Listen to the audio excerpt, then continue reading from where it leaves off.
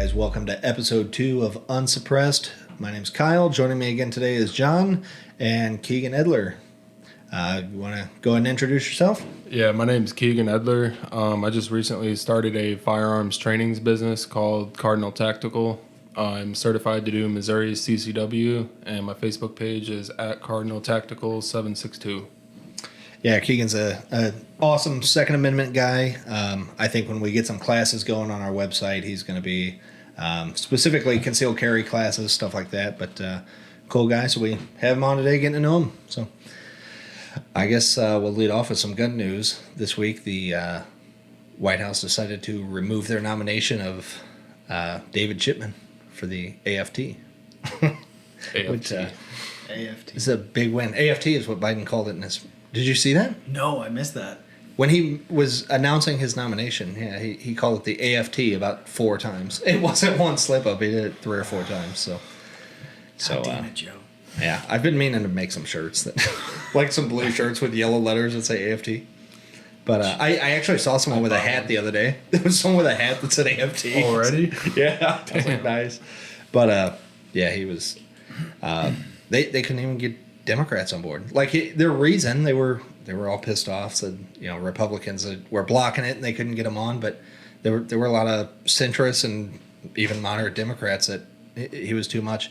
There was a clip of one of the senators like asking him, how you define an assault rifle, and he tried to kind of wiggle out of it, and he's like, no, what is an assault rifle? And he's like, you know it when you see it. The news will show you. Right? Yeah. The CNN will tell you because it's scary. We were kind of talking about that before we started taping because we were kind of talking about what we talked about last week with the ACR, and we're like, well, we can just use that now and go ahead and ban the AR, and we'll move to the ACR. But the problem is, though, their definition, like one of them is if it takes a detachable magazine that holds more than 10 rounds. It's like, okay, well, that's pretty much every pistol. Literally everything. Well, and doesn't ACR stand for Assault Combat Rifle? Advanced Combat Rifle. Advanced Combat. But again, that's the full automatic version is an ACR. It's just like everything else. The AR and SCAR actually stands for Assault Rifle. It's Special Operation Forces. SOCOM, they did the SC. It is Assault Rifle, but that's because it is an automatic. That's literally the differentiating terminology is they have select fire, which the civilian ones don't have. But that is one thing. I know we talked last week about some of the guys who, like when people kind of try to argue for us and they make a point that's like, it's not really a good argument, and they kind of make you look bad. That's one when people are like, there's no such thing as an assault rifle. Yes and no. The AR isn't. The AR is not. But the military has a category for assault rifles. And that's why I'm like, falling into this gray hair. I'm like, it does exist, so don't tell people it's not a term, but it's not something that civilians have access to because the military's definition is a select fire rifle, which means it can shoot full or burst auto. So it's just one of those yeah. I got to rambling about terminologies. But It's all good. it's one of those things. So today is September 10th as we record this, with 9/11 coming up tomorrow. 20 years. Crazy. How old were you when that happened? 2 2? years old. Oh, I don't no. remember shit. It's funny because, like, I was little, but I remember it. So now when there's so many people that either don't remember it at all or not even born yet, which Right. can vote now, it feels older. Like, even though I'm only a few years older than, like, you, that's still 2. I was in 3rd grade. How old is that? I think I was 8? 8, 9. 8 or 9, something like that. So, yeah, it's like I remember it. And so, like, the difference between an 8 and 9-year-old and 2-year-old. Like, now I'm only a few years older, but 8 and 9, 2 is a big difference. So it's kind of weird. But, yeah, I guess I've just kind of been thoughtful about it a lot because it feels like... I've said it before, and I had a big, long Facebook post about it last year, how after that happened, everyone was so united. And I remember, like, what I said in my post last year was, I remember I know it was over a year later. I want to say it was like late in 2002 at one point. I don't know. Did you grow up in Arnold or around there ever? Around it, yeah. I remember up and down Jeffco. You'll probably remember this. They had American flags like up and down the street for over a year. And I remember one time I asked my dad if how long he thought it would be like that, because I was like a super patriotic kid. My cars in the video games, I had like spray painted like with the American flag pattern and stuff. Like I was always super patriotic, and so I really liked it. And I remember asking my dad like if people were always going to be like that. I remember he said, "I hope so." And it's just like I said all week, I thinking about that, and then fast forwarding to now, how that's almost like a bad thing. It's just so opposite of that now. And while it seems crazy that 9/11 was 20 years ago, it also seems crazy. Like 20 years doesn't seem like that much time for people to be the way they are. There's people that were, over there deployed for that entire 20 years. And then, they come back and it's like, I don't know. I feel like it just wasn't worked up for them. Worth it. It's got to feel like everyone was rah-rah USA when they went over there. And I know, especially with the, with leaving Afghanistan, people have been comparing it a lot to Vietnam.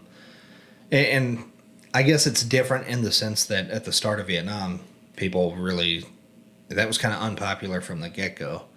But, 9/11, there was a handful of people that were against going and kicking some ass. But it's, I don't know. Like I said, on top of all this, I saw people on Facebook the other day. There was a picture. They were talking about the vaccine, is what they were talking about, and someone made this guy, was, I shouldn't be forced to do this. It's about individual liberty, stuff like that. And someone commented on I guess the guy's profile picture had an American flag, and he's like, how ironic that the guy with the American flag, doesn't want the best for everyone or something like that. And the guy was like, well, the flag's a symbol of individual liberty and personal freedom. And the other guy was like, no, the stars are for each state and the stripes are for the colonies. It's literally about for the greater good. And I'm like, we don't even agree on what this country is supposed to be anymore. Like, it's literally that divided that people don't even agree on what it's supposed to be. And I don't know. It's kind of just been heavy on me all week because we knew this show was going to land right before 9/11, and we're kind of talking about to what degree we wanted to jump into that, because for 19 years, everyone on the day talks about what they remember and how weird, and I was kind of planning on wanting to go a different direction with it and comparing it to how we are now. But so with that on my mind, and then I'm seeing stuff like people can't even agree on what the country is anymore, let alone issues. Do you remember where you were? Do you remember when you heard? I remember what you were doing when you first heard about it. I was in, like I said, I was in third grade. We were in class, and I know our school. I don't know why I remember this. 8:40 is when our school started at elementary, and I don't remember exactly what time the first plane hit and stuff like that, but I remember it was like a slow start to the day because the teachers were all kind of out in the hallway talking to each other, and they kind of check in on the class, but you could tell they were kind of distracted. And someone said something about a plane hitting the building, and I don't know why. I think my parents had just gone to Chicago or something. I kept picturing the Sears Tower, like they said a building, but I remember so much of it vividly. It's weird. I remember they were talking about what kind of plane, like a small plane, a big plane, and nobody knew because it was the first one. And then when the second one hit, again, I don't know exactly when it happened, but I know that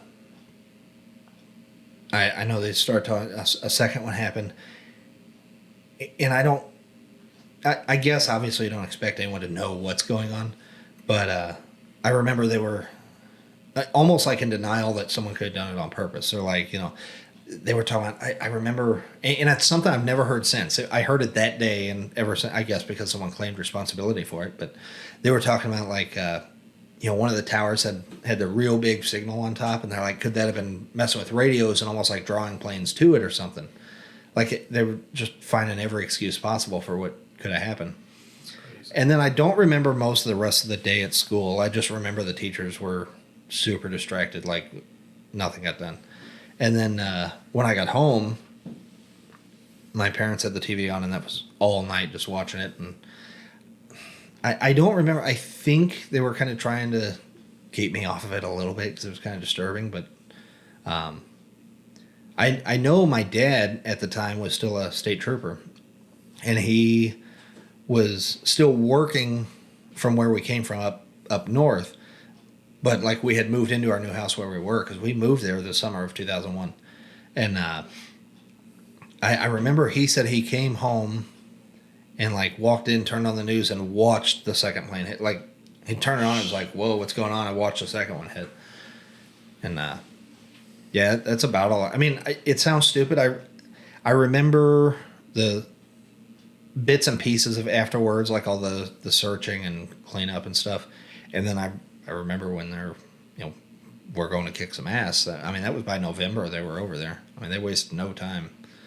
But yeah, that was that day, and like I said, being kind of a kid and curious, we could just tell the teachers knew something was up and didn't know what. But yeah, I mean, do you remember or something similar? I mean, I'm assuming you were in school too. But. Yeah, so I went to Catholic school at the time, and they didn't say anything to us. They kept it pretty quiet. The teachers actually did a very good job of not loitering in the hallway and, giving us any inclination that something was going on. When we got let out of school, me and my sister ran to Mom's car, jumped in the car. It was hot outside. Rolled the window down, and for whatever reason, third grade me threw my feet out the window and just reclined back in my chair. And my mom looked right at me.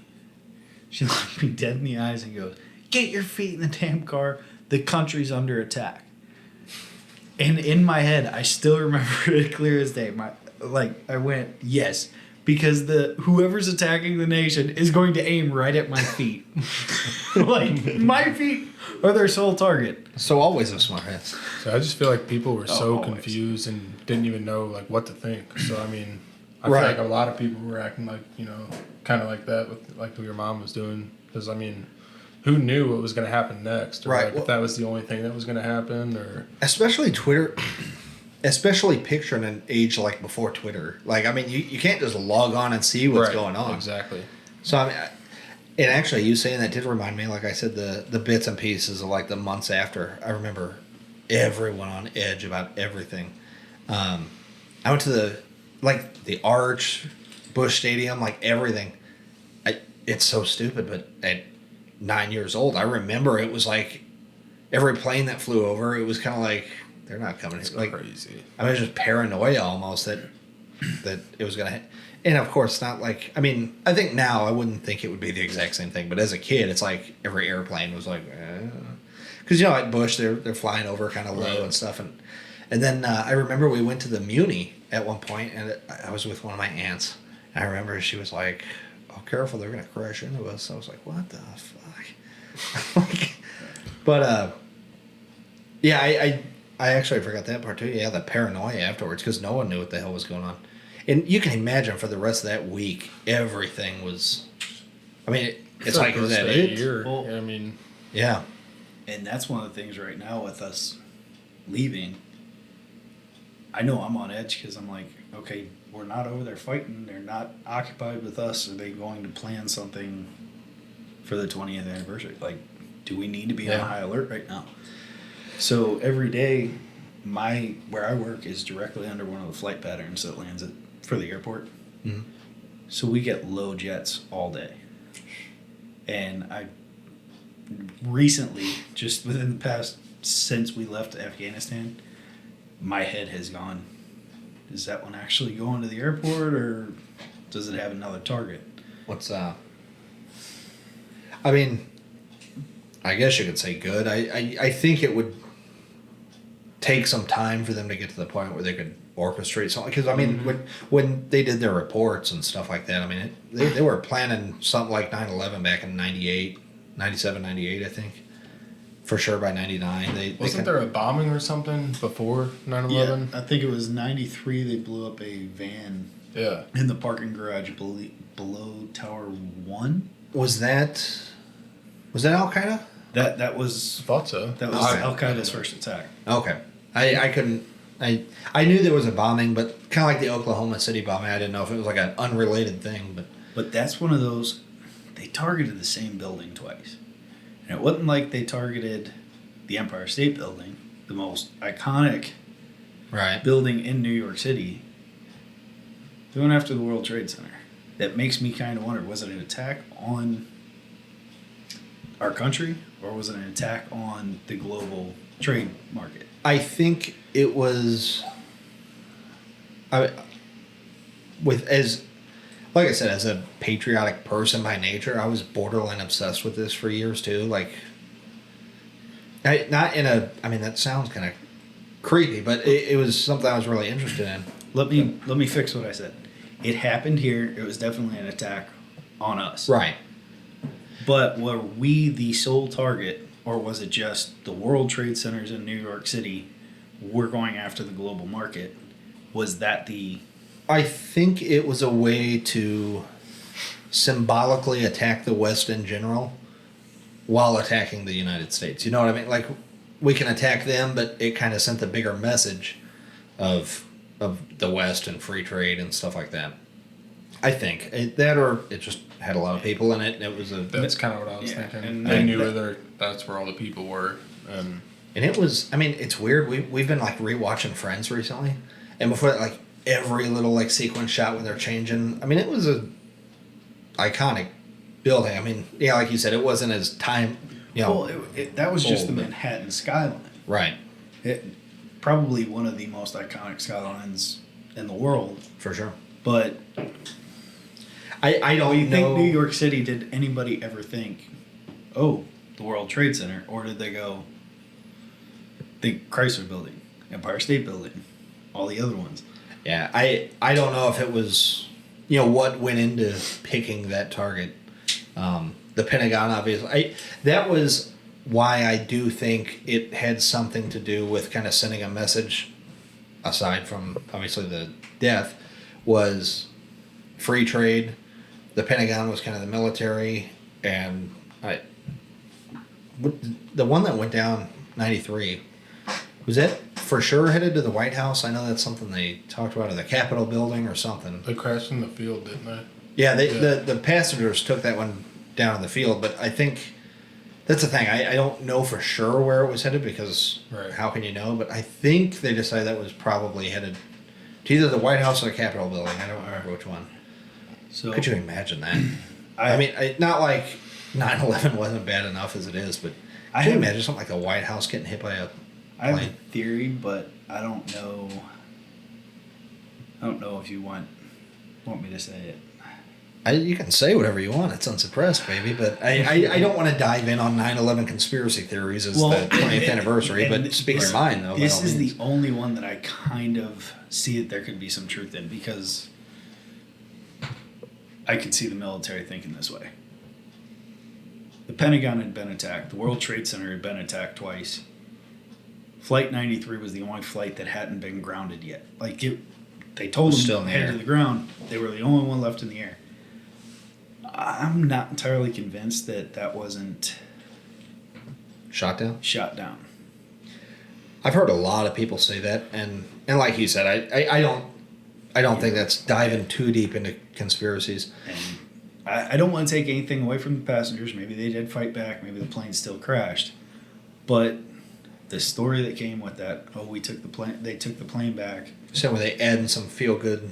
Some feel good to, Yeah. we can't tell the American population right now that we shot down a plane that day. I know some people got really touchy about that, and they're like, they wanted proof that they didn't shoot it down. They were like, no, they shot it down. To me, it's like, okay, so say they didn't shoot it down. I mean, like, really, the only difference I think it would have made is the feel good story behind the passengers did it, not the military went and shot it down. I honestly think they should have shot it down. I mean, you know what I mean? Like, Right. okay, so say they did. I mean, okay, well, you gonna let it take out an extra 1,000 people because I don't know. Yeah, to me, I have heard that one, and I don't think it's super conspiratorial, and like the motive is there. It's like the end result is the same, so let's kind of make it look good. Mm-hmm.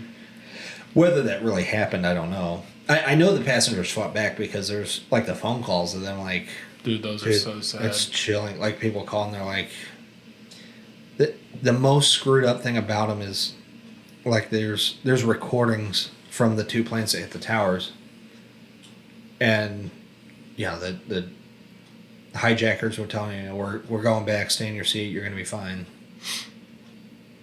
And I mean, you think they kind of just, I mean, you can't see where the planes headed, so I mean, you think they probably didn't even know, just bang. But the really chilling thing about the Flight 93 is on the phone calls that they were starting to find out that other planes had hit targets, and so some of those last few calls, they were like, they're not landing this thing, like it's being used like a missile to hit something, and that I think is part of why they decided to fight back rather than just wait till it hit something. Like it's easier to fight back when you know you're not going to land anyway. Right. But and so yeah, like I said, in some of those phone calls, they definitely told people like they left voicemail saying we're gonna fight these guys and try to take this thing down. But and then at the same time, some of them were like, hopefully they can land it. I think hopefully if they can take control, maybe we can land it. So I don't think it was like an all hope is lost thing, but it's if you do nothing,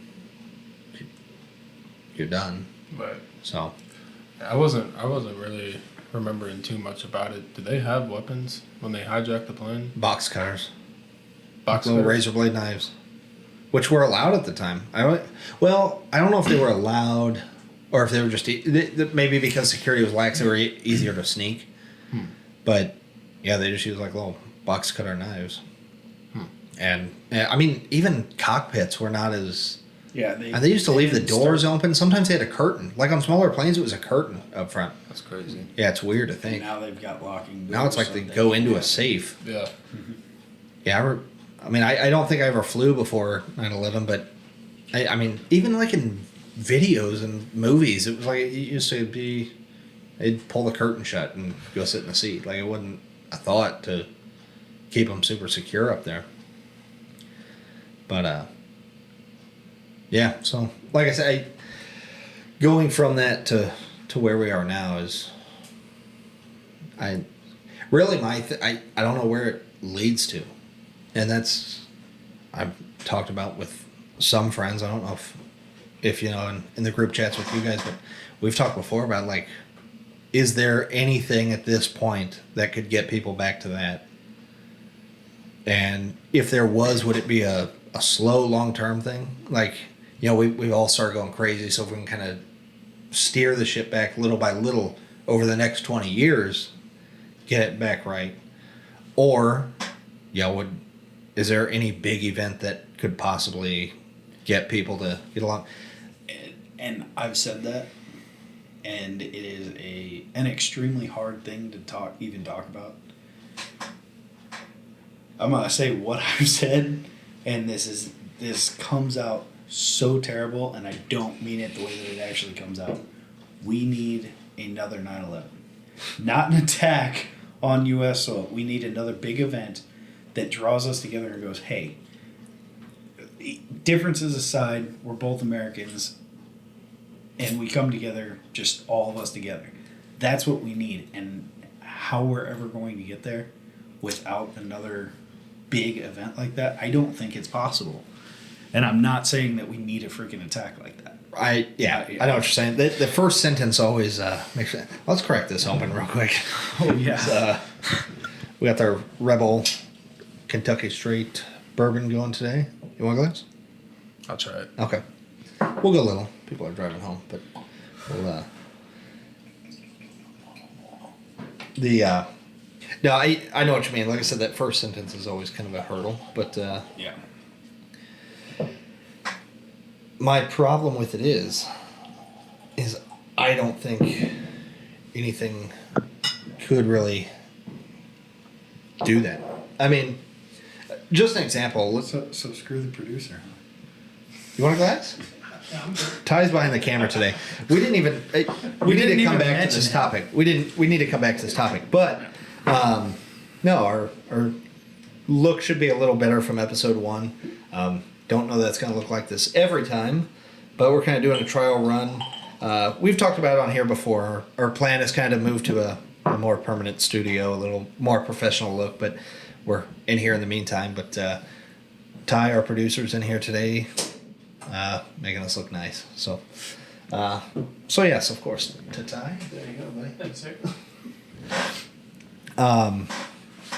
Anyway, the problem is if something like that were to happen again, or not like that, of course, but I don't know what it would take that people wouldn't jump straight to demonizing or blaming the other side.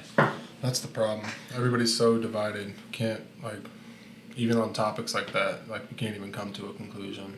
And I'm not, like, anti-Trump here, but I just feel like ever since Trump was in office, that's when the left really went this way, and the right, you know what I mean? And I actually just had the exact same thought, because I know a lot of the Republicans who didn't want Trump, that was one of their fears, is that he's so divisive that would happen.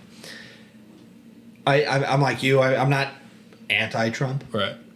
And I don't think you can blame him for that. Like, No, not to at me, all. it's one of those things. I'm like, he's that divisive because people are willing to get that divided over it. Like, Exactly. you know what I mean? Yeah. I'm like, Yeah. there are people who are choosing to hate him as much as they do. I really think the media is more to blame almost than the government at this point. Yeah, I mean, everything that gets put out, or at least did, was so hateful and spun, and it was just made for division. Facebook's talked about it. Like, what gets the most post engagements is people getting pissed. So when people get pissed off, they comment, and they go back and forth and back and forth and back and forth. And those comments keep people coming back, and it just feeds the machine. And that's what makes sponsorships and advertising valuable, is because it's in front of eyes. You know, if people were all united, how many times are you going to go back and comment? You know, if something bad happened and you're like, you know, God bless America, So we need to come together. Someone else is going to be like, yeah. Then you have one comment and you're done. That's it. And so there's, what you're there's saying nothing going. is we need to take down Zuckerberg. I think it's too late, dude. Social media is here to stay. it's too powerful. I guess along with Trump, on top of social media. See, and I kind of want to say it goes back further than that, Then, than Trump. yeah. Well, that's why. You know, and yeah. I liked Obama. I thought he was a decent president. Was he the best? No. Was he the worst? Far from it. But that was where we had a big shift change. Racist America and the America that we all hope the future holds, where everybody doesn't see color, and everybody sees you're just a human. Right? You know, and that, I think that's where the big shift started. And as we got further from that focal point, when he was elected, it just got to this huge gaping hole between the two parties right now. That's a good point. No middle ground. Yeah, I think I've heard a lot of people say that, and I tend to agree too. I think, you know, it's ironic and sad, honestly. I mean, I'll use the analogy as a baseball fan. When the Cubs won the World Series, that's got to be my least favorite team. But as a baseball fan, I was like, you know, it is kind of cool to see a team that hasn't won in 100 and something years finally win a World Series. That's how it was when Obama took office. I was like, this is not the guy that I voted for. I didn't like, you know, a lot of the obviously policies. But, you know, as again a patriotic person, like it was kind of cool to see, you know, a black man get to that point, yep, be president. And that wasn't like always in movies. Like, remember they would always, like, in the future they would have like a black president, and like, not to the point where, you know, like how Biden picked his VP. Like, yeah, we need a black guy to be president. God. But it was cool to see. I mean, like, I really don't know many people that were against that, but I think that was the start of that's what it got spun into. Is, oh, you don't like him, racist. And when he was elected, I remember telling my mom, you know, I think that he'd be a great president, but I don't think America's ready for it. And I'm worried for the man and his family that somebody is going to go to the extreme. And I was extremely fearful of that when he won his first election. Have you ever looked up like pictures of like protests of Obama, like from back then? Huh. They would literally have like Obama mannequins and like publicly hang him. Oh, and stuff. my God. And it's just like, But then look at what the left did with Trump. Well, right, the Kathy Griffin picture that was everywhere. That was photorealistic. Are you talking about like the paper mache, like almost pinata looking ones? yeah, kind of. Yeah. Yeah. Yeah, I know what you're talking about now. Yeah, and that's disgusting. Right. I mean, that's kind of what we talked about last week. That is not something that we agree. I mean, obviously, that's disgusting. No, I don't think any normal human being would agree with that. Right, and to your point about being worried for him, I was too. I mean, I remember people talked about, and I don't think it's because America wasn't ready, but it's because there were are a sick select people. few that weren't ready. Well, that will never be ready. That's the thing. There's no ready. Yeah. There are always going to be Right. hateful assholes. But yeah, I remember that kind of being a worry too. But yeah, it did seem like that's kind of when the media started spinning as if it was a racial thing. And that's, I mean, even as recent as this George Floyd thing, when that happened, when it first happened, before we knew any details about it, I saw the same video everyone else saw that the media edited to their liking. And I was like, that's bad. I'm like, I know what people have been saying for years. Being here in St. Louis, there was a Mike Brown thing, and that was obviously super local, and that was bad. But again, it's like there was no video of it, and it's like, That's when we had the big push for body cams, was because of Michael Brown. right. But it was kind of if I have to believe that some racist cop just went looking for someone to shoot, or that some kid started fighting with a cop and reached for his gun and he shot him, that sounds perfectly reasonable to me. I mean, that's what I would do if someone was reaching for my weapon. So that I'm getting sidetracked, but when there were people super pissed about that, and from the get-go on that one, I'm like, hear it out though. Like, what do you really believe that version of it? But when the George Floyd video came out and there was video and we saw it, Yeah, 20 I was like, minute video of the entire. well, that wasn't out right away. Well, no, I'm saying when that one came out. That Or are you kind of talking swayed my about mind a different- little bit. I'm saying the original one, the day it happened, as soon as it came out, they're like, here's what happened. And they showed the short clip. I was like, man, I'm like, this is basically I thought exactly what everyone says is happening. That's what's happening. Like, he just did it, and that's horrible. And I actually texted one of my police officer buddies. I was like, dude, have you seen this one? And he replied, he's like, straight up murder. That's horrible. And he thought that at first. And I was like, man. And so when the protest started and stuff at first, I was kind of like, you know what? I mean, yeah, that's something worth being pissed about. Do your thing. But, it started spinning out of control into stuff that was not related. And I almost got drove away from any support I would have had. Like, I don't want to say I wouldn't be out there myself, because if I really thought that was a massive problem, that police were just going out looking for people to kill, I'd be in the street marching too. But I was at least going to step back and let it happen, and then it started getting crazy. And then, yeah, when the full video came out and you got all the context and toxicology reports and everything else, I wavered. I actually showed you that full video for the first time, the one we watched. Yeah, because we were having a debate about it, and I said, no, he fucking killed him.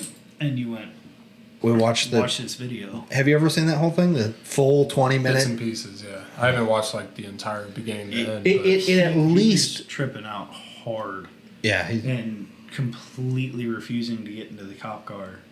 He was saying, I can't breathe the entire time. Yeah. And regardless, it at least puts it in question to the point where...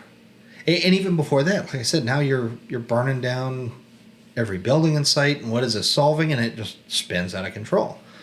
And my whole point, why I came to this, was when the media starts doing that, is if you're not all the way on board, then they almost turned it as like, and here's the people who are against it. That's kind of what happened with Obama. You know, if you're not 100% for it, you're against it. They were really good at kind of going through and pushing people to either side of the extremes. And so, yeah, that's probably about when it started. And again, what was that, 2008? You're looking at the very beginnings of Which Facebook. one are we talking? Obama. Yeah. Yeah, so you're looking at the beginning of Facebook, Twitter. I'm sure that... MySpace was still around. Yeah, to some degree.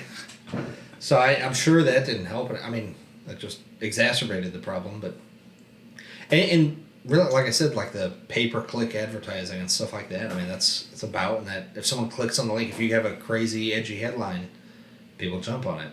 Oh man, that's the thing though, is they don't even click on the actual article. They just see the headline and they're like, "Yep, that's my opinion right there." Well, at least for a while. Now you can read a whole article, and the details they leave out, like that was at least if it used to be, if you clicked on it and read it, you're like, oh. Right. But now, dude, the way they edit some of these things. clickbait is horrible these days. Jump on Facebook, just look at the videos. You scroll through the videos, every other video is it's an ad. Well, yeah. You know, then you're scrolling through your timeline and something pops up and it's got a catchy headline like you're talking about, and then you click on it and it wants you to download something, or it's one word that Joe Biden said out of context. Right. Completely different than what he said. And they did it to Trump. And Sure, they did well, it to yeah. Obama. Yeah, they've always done it. But That's it's the thing. getting so much worse. I'm not going to pretend that they've never spun things or taken things out of context for... I mean, like magazine... I mean, people call them tabloids. Like, tabloids always did it. But now, like I said, now you read the whole thing, and it's like that's not even at all the case. They've just gotten so far off the deep end with... There's just like two stories to every... Each side has their own completely different version. It used to be you had a different take on what was happening. Now, you would... I mean, they are literally getting different news depending on what you read. Mm-hmm. Did you see... I just saw it before we started. I had Corey actually send it to me because he was here right before we started. He had to leave, but I had him send it to me. It was Jen Psaki taking taking questions at a briefing.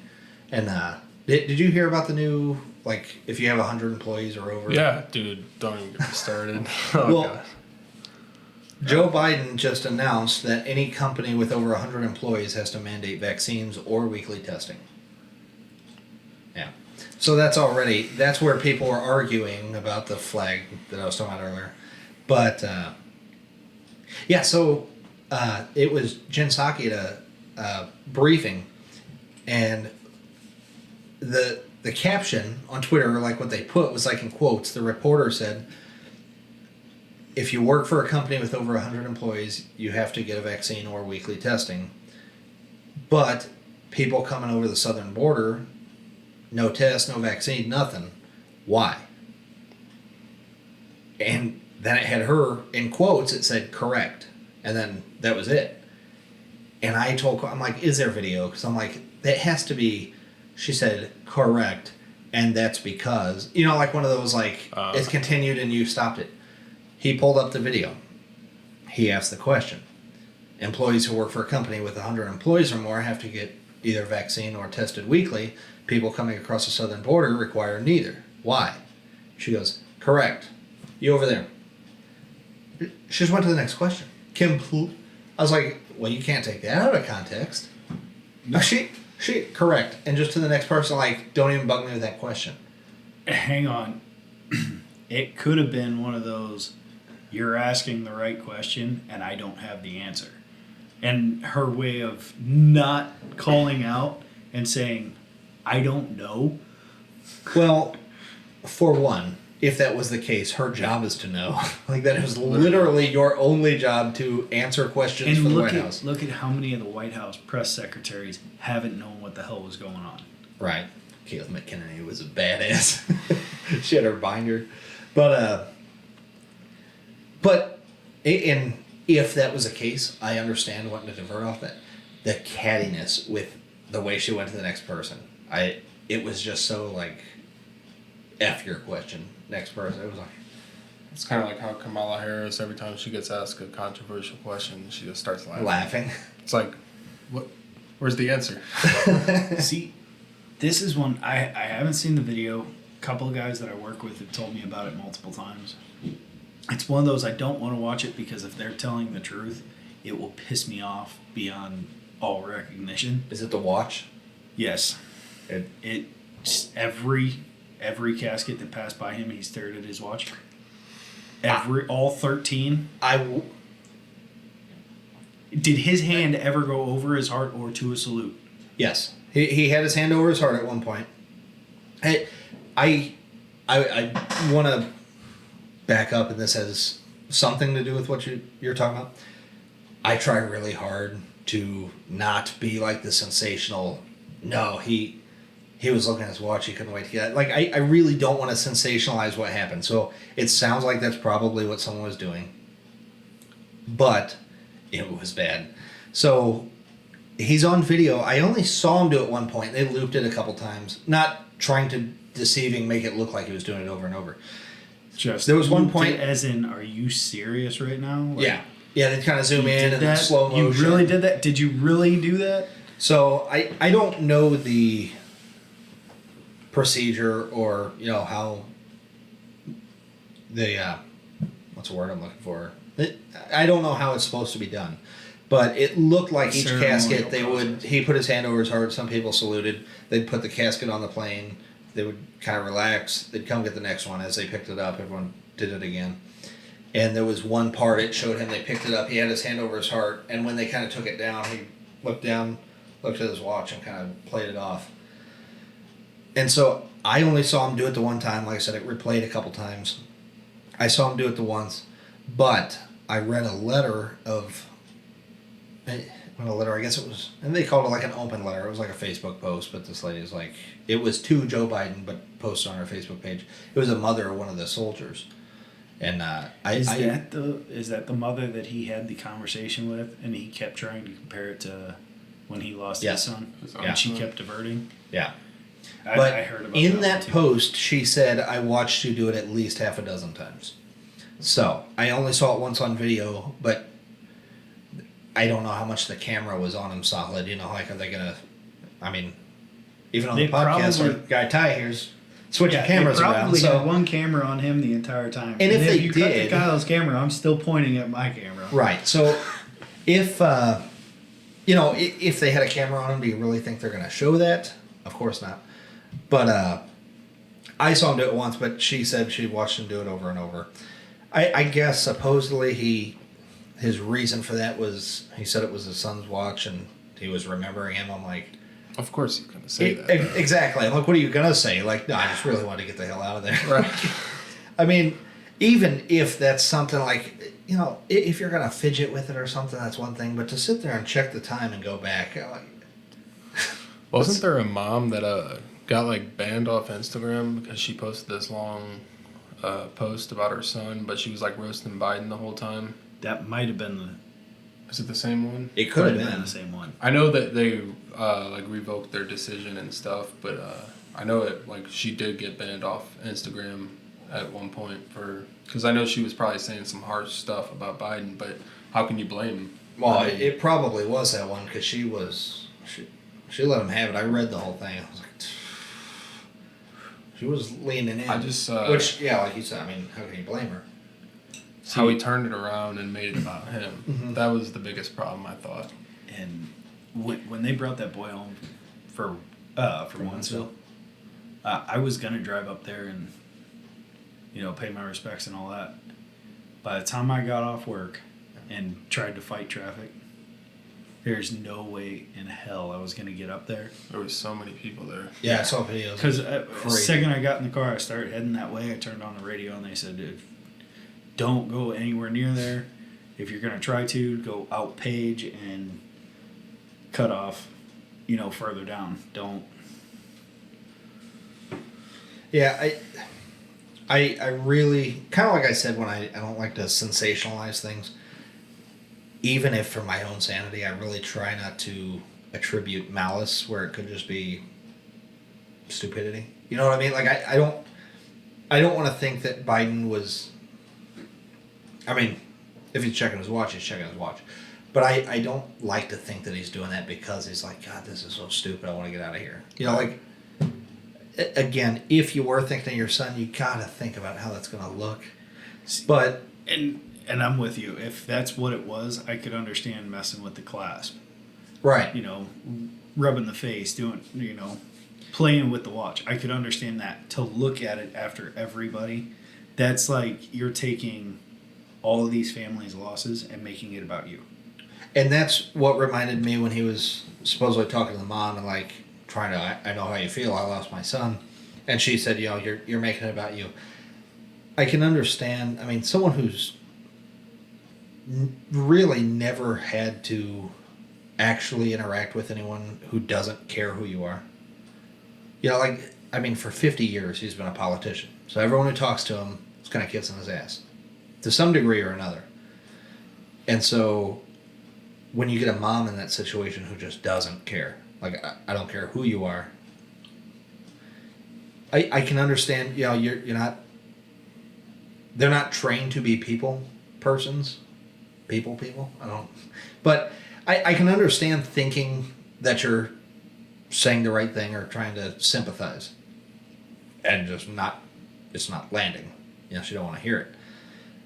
But I don't know. I mean, it's just one of those things, like I said, I don't want to be too lenient. I mean, you can't just give them a pass. Because at the end of the day, in addition to leading the country, you're the commander-in-chief.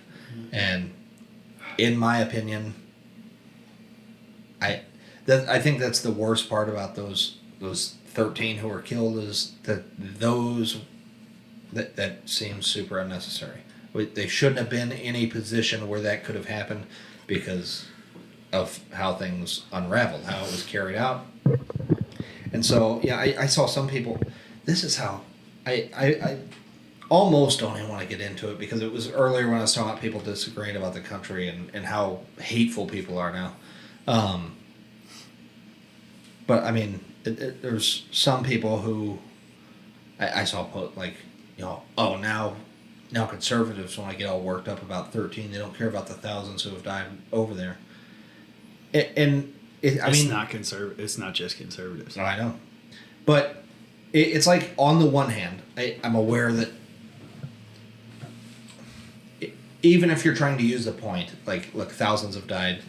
Getting out costs us a few more. Hopefully that's it. But the thousands, again, you can argue whether we should have been over there as long as we were in the first place and how many died that didn't need to. You could argue about that all day, but these 13 were directly tied to a botched execution. I mean, it was just not execution of people, but it was carried out like shit. And there's no other reason for it. There's no... that would not have happened if they weren't in the situation they were in. And they wouldn't have been in the situation they were in if anyone seemed like they knew what the hell they were doing. And I know you can't go deep into that, but... No, I'm going to go full unsuppressed on this one. All right. I've heard... We didn't get to talk about it. I've heard guys basically saying, they're like, this was done so badly. It's almost like, Biden's not a military guy. He never spent any time in the military, but you don't need time in the military. Like, how could anyone have thought anything else was going to happen. I mean, they just did it so badly. I just think that a part of Biden's plan just was the fact that he could say that he got us out of the war. Yeah. And he wasn't really thinking too far ahead, except the fact that he could say he got us out of war. And I'm going to disagree on that. Biden said several months ago, our last day there is this day. That's what he negotiated when he renegotiated the May 1st exit. He renegotiated that and got us 4 more months, 5 more months. We're going to be out by the end of August. Okay. So, four May, more months. June, July, August. Yeah, 3 more months. 4. 4, yeah, you're Because right. it was May 1st. Yeah. Okay, so he got us 4 more months. That's 4 more months of military planning that should have gone into it. Okay. More planning, yeah. More planning. This, you know, I said I was going to be unsuppressed last week. This, as much as everybody wants to blame Biden for, this was a botched military fuck up. It was both. I mean, I don't think he stressed to his Joint Chiefs, this is the end, get everything out, the way he should have stressed it. But I'm not going to sit here and pretend like it's 100% his fault. They knew, they were told, we're out by the end of August. September 1st, we're out of that country. Get your shit, get out. They didn't fucking do it. They also had intel on that attack that killed those 13. It would have been a lot more Americans lost had they not done what they did to prepare for it. But why were those 13 still there? I had heard that. Why there did was they have to warning ahead of sacrifice themselves for a fuck up?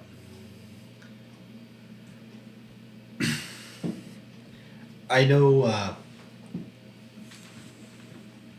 I mean, there's a lot of people who immediately jumped to like, well, Trump would have done this, Trump would have done that, and I really don't like playing that game, but I mean, when people voted, and again, I think voting has become too much of a popularity contest. People are not considering the fact that the person you put in office is the commander-in-chief of the armed forces. And whether you consider that the most important thing or not, it's still a fact. Every president has had the goal of getting us out and home. Obama said he was going to do it. Trump said he was going to do it.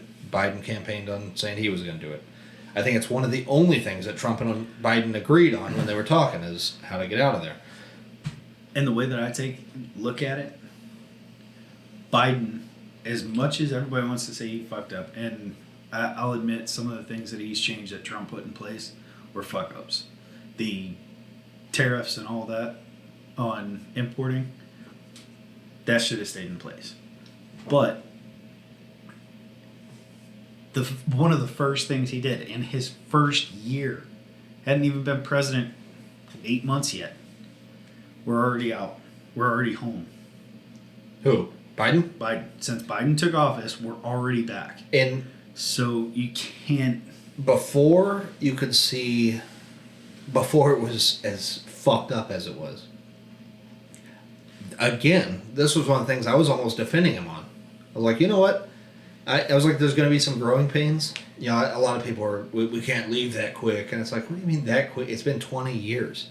Like, I was actually for, you know, I'm like, get them the hell out. And like, I'll put the party aside. Get them the hell out. That's cool. Until it got fucked up. But That's another thing, too. Because we were talking about how the country's divided. It's not divided in two. We're divided in 4, you know that. 4 or right? 5, yeah. You got your ultra conservatives, you've got your Republicans, then you've got your Democrats and your liberals. And then somewhere in between, you get a small faction of people. Just trying to mind their business. Yeah, just like whatever.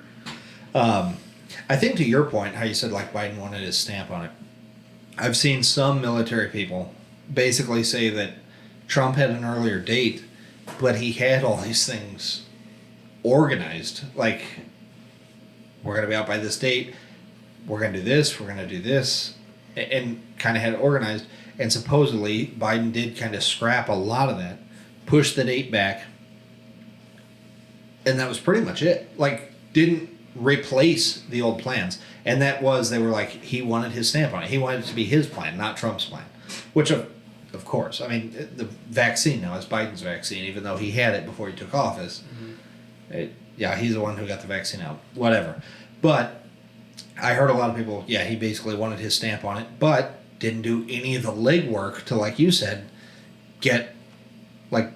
make loud and clear and some kind of plan that we're going to get the fuck out. On top of that, when you mentioned, like, you know, the military didn't do what they were supposed to do, I think some of that comes to, kind of like I was saying earlier, Biden's never had anyone tell him, you know, everyone kind of kisses his ass a little bit. Why nobody high up in the military told him, abandoning Bagram, for example, leaving that. Who in that cabinet let that meeting go by and didn't say, what the fuck are you doing? You know what I mean? Like, at some point there's a general or whoever takes orders from the president didn't tell him that's literally suicide. And that's just the part. I don't know if they're scared of him. I don't know if, again, it's borderline conspiratorial. I know some guys were, you know, they wanted it to go this badly so that maybe they could go back. I mean, there's people who make a career doing this. So, you know, maybe if it goes bad enough, we'll get a reason to go back in. I don't know. I don't know how it happened as badly as it did. But, I don't know. Yeah, I was in the same boat. It's like you can't completely blame a non-military guy for that going to shit. But I don't know where, you know, he always says, I'm the president, the buck stops with me, but it's someone else's fault. I mean, he's blamed the CIA, he's blamed the Department of Defense, he's blamed Trump. A little bit exhausting. But, all right. We're going to take a break real quick. We'll be right back. All right, guys. Welcome back after a short break. We left it off with the Afghanistan stuff, but the media's actually covered that one, and every podcast has beat that to death. So, you know, we don't want to keep going with that. But kind of circling back to what we were talking about before, you know, what would get the United States back to what it was like around 9/11 or just after. Assuming that doesn't happen, because it does kind of almost feel too far gone. You know what? People have talked about like some kind of civil war happening, and of course nobody wants it to happen. We might have talked about it last week. One of the gun pages I follow, it was like a big company. We talked about it, but one of the places posted, they're like, you know, a lot of people say we need a civil war or something. They're like, I want you to think about what that means, though, for real. Yeah. Like, because that's... I mean, there's been times that I really have gotten scared, and I'm like, what am I willing to give up, and what am I not? And if you're not, and push comes to shove, basically try to think about it more real. You know, like, I think a lot of people collect guns and night vision and stuff, you know. Like, the whole Boog thing is kind of a meme. Like, it's kind of fun. But when you really think about it as a actual possibility, it's, at least to me, it's not a fun thought. Like, it's not funny. It's not a game. It's not anything I would ever wish to actually happen. But I've seen some guys talk about, like, a peaceful separation. Like, if we didn't have to get to the point where bullets were flying. But they really did. Like, I mean, Texas is kind of, again, almost kind of jokingly, but it seems like every couple of years they bring up some secession. They're the only state that can without an active war. I've heard that's a rumor. Like, they can't actually. Part of them becoming a state was you're a state just like every other state. You can't do that. I don't know. I think it's one of those things where Texas probably thinks we can leave anytime. And the U.S. is like they can't really leave, and it hasn't come up, so no one's challenged it. They'd probably go to the Supreme Court. Here's the deal: when your state has like 40% of the U.S. military is from your state, you can secede and hold your own. Well, whether you're capable of doing it or whether you legally can are two different things. I'm sure they could. But if they can, they're going to have a sizable military right out the gate. They would. So I guess I'm kind of curious, almost like a game. Like what does that look like to you guys? I had the idea at one point because I've seen it, like people draw maps, like almost zones, where like you have, I think they call them like the plains states, which is like. Oh, the Hunger Games maps that they come up with? Kind of almost, yeah. Like where there's like the Jesus. districts and there's like, I think it pretty much starts with Missouri over through like Kansas and maybe Colorado. It depends on the map you see. And they're all southeast, northeast, Midwest. There's other ones where I saw one where there were only two, which like you were saying earlier, there's more than two sides. But if you can generally get along, because that's the thing, no one's ever going to, you're not going to have these utopias where everyone in one area agrees. But you can get, we're just so far not even on the same page anymore. So if you were going to do two, I saw someone divide it like literally about halfway up, halfway down. And they're like, obviously not everyone's going to be happy with where they're at, but move to the other one. Like, you know. And if it was something like the Brexit thing where it was going to take effect in 5 years, you got some time to kind of plan ahead and know what you're going to do. And I think it included California with the north. It like came up from like New Mexico across and I think a little bit up right to about where DC is. And then a north and south divide. One time though, I was kind of thinking and I'm like, if instead of that, if you had every state did their own thing and it was like they just have their own laws. And you know we'll trade money like so instead of the United States of America, it'd be the American Union. Well, what was kind of funny is when I got done, I'm like, that was literally what was intended. Mm-hmm. Is each state is kind of like I was thinking like, but you'd have 50 different options, whatever combination of taxes and freedom and business and whatever's important to you. There's 50 different ones. Go to one that you like, and like I said, we'll just agree to share highways and commerce and stuff and all that. Then I like that's literally the original idea.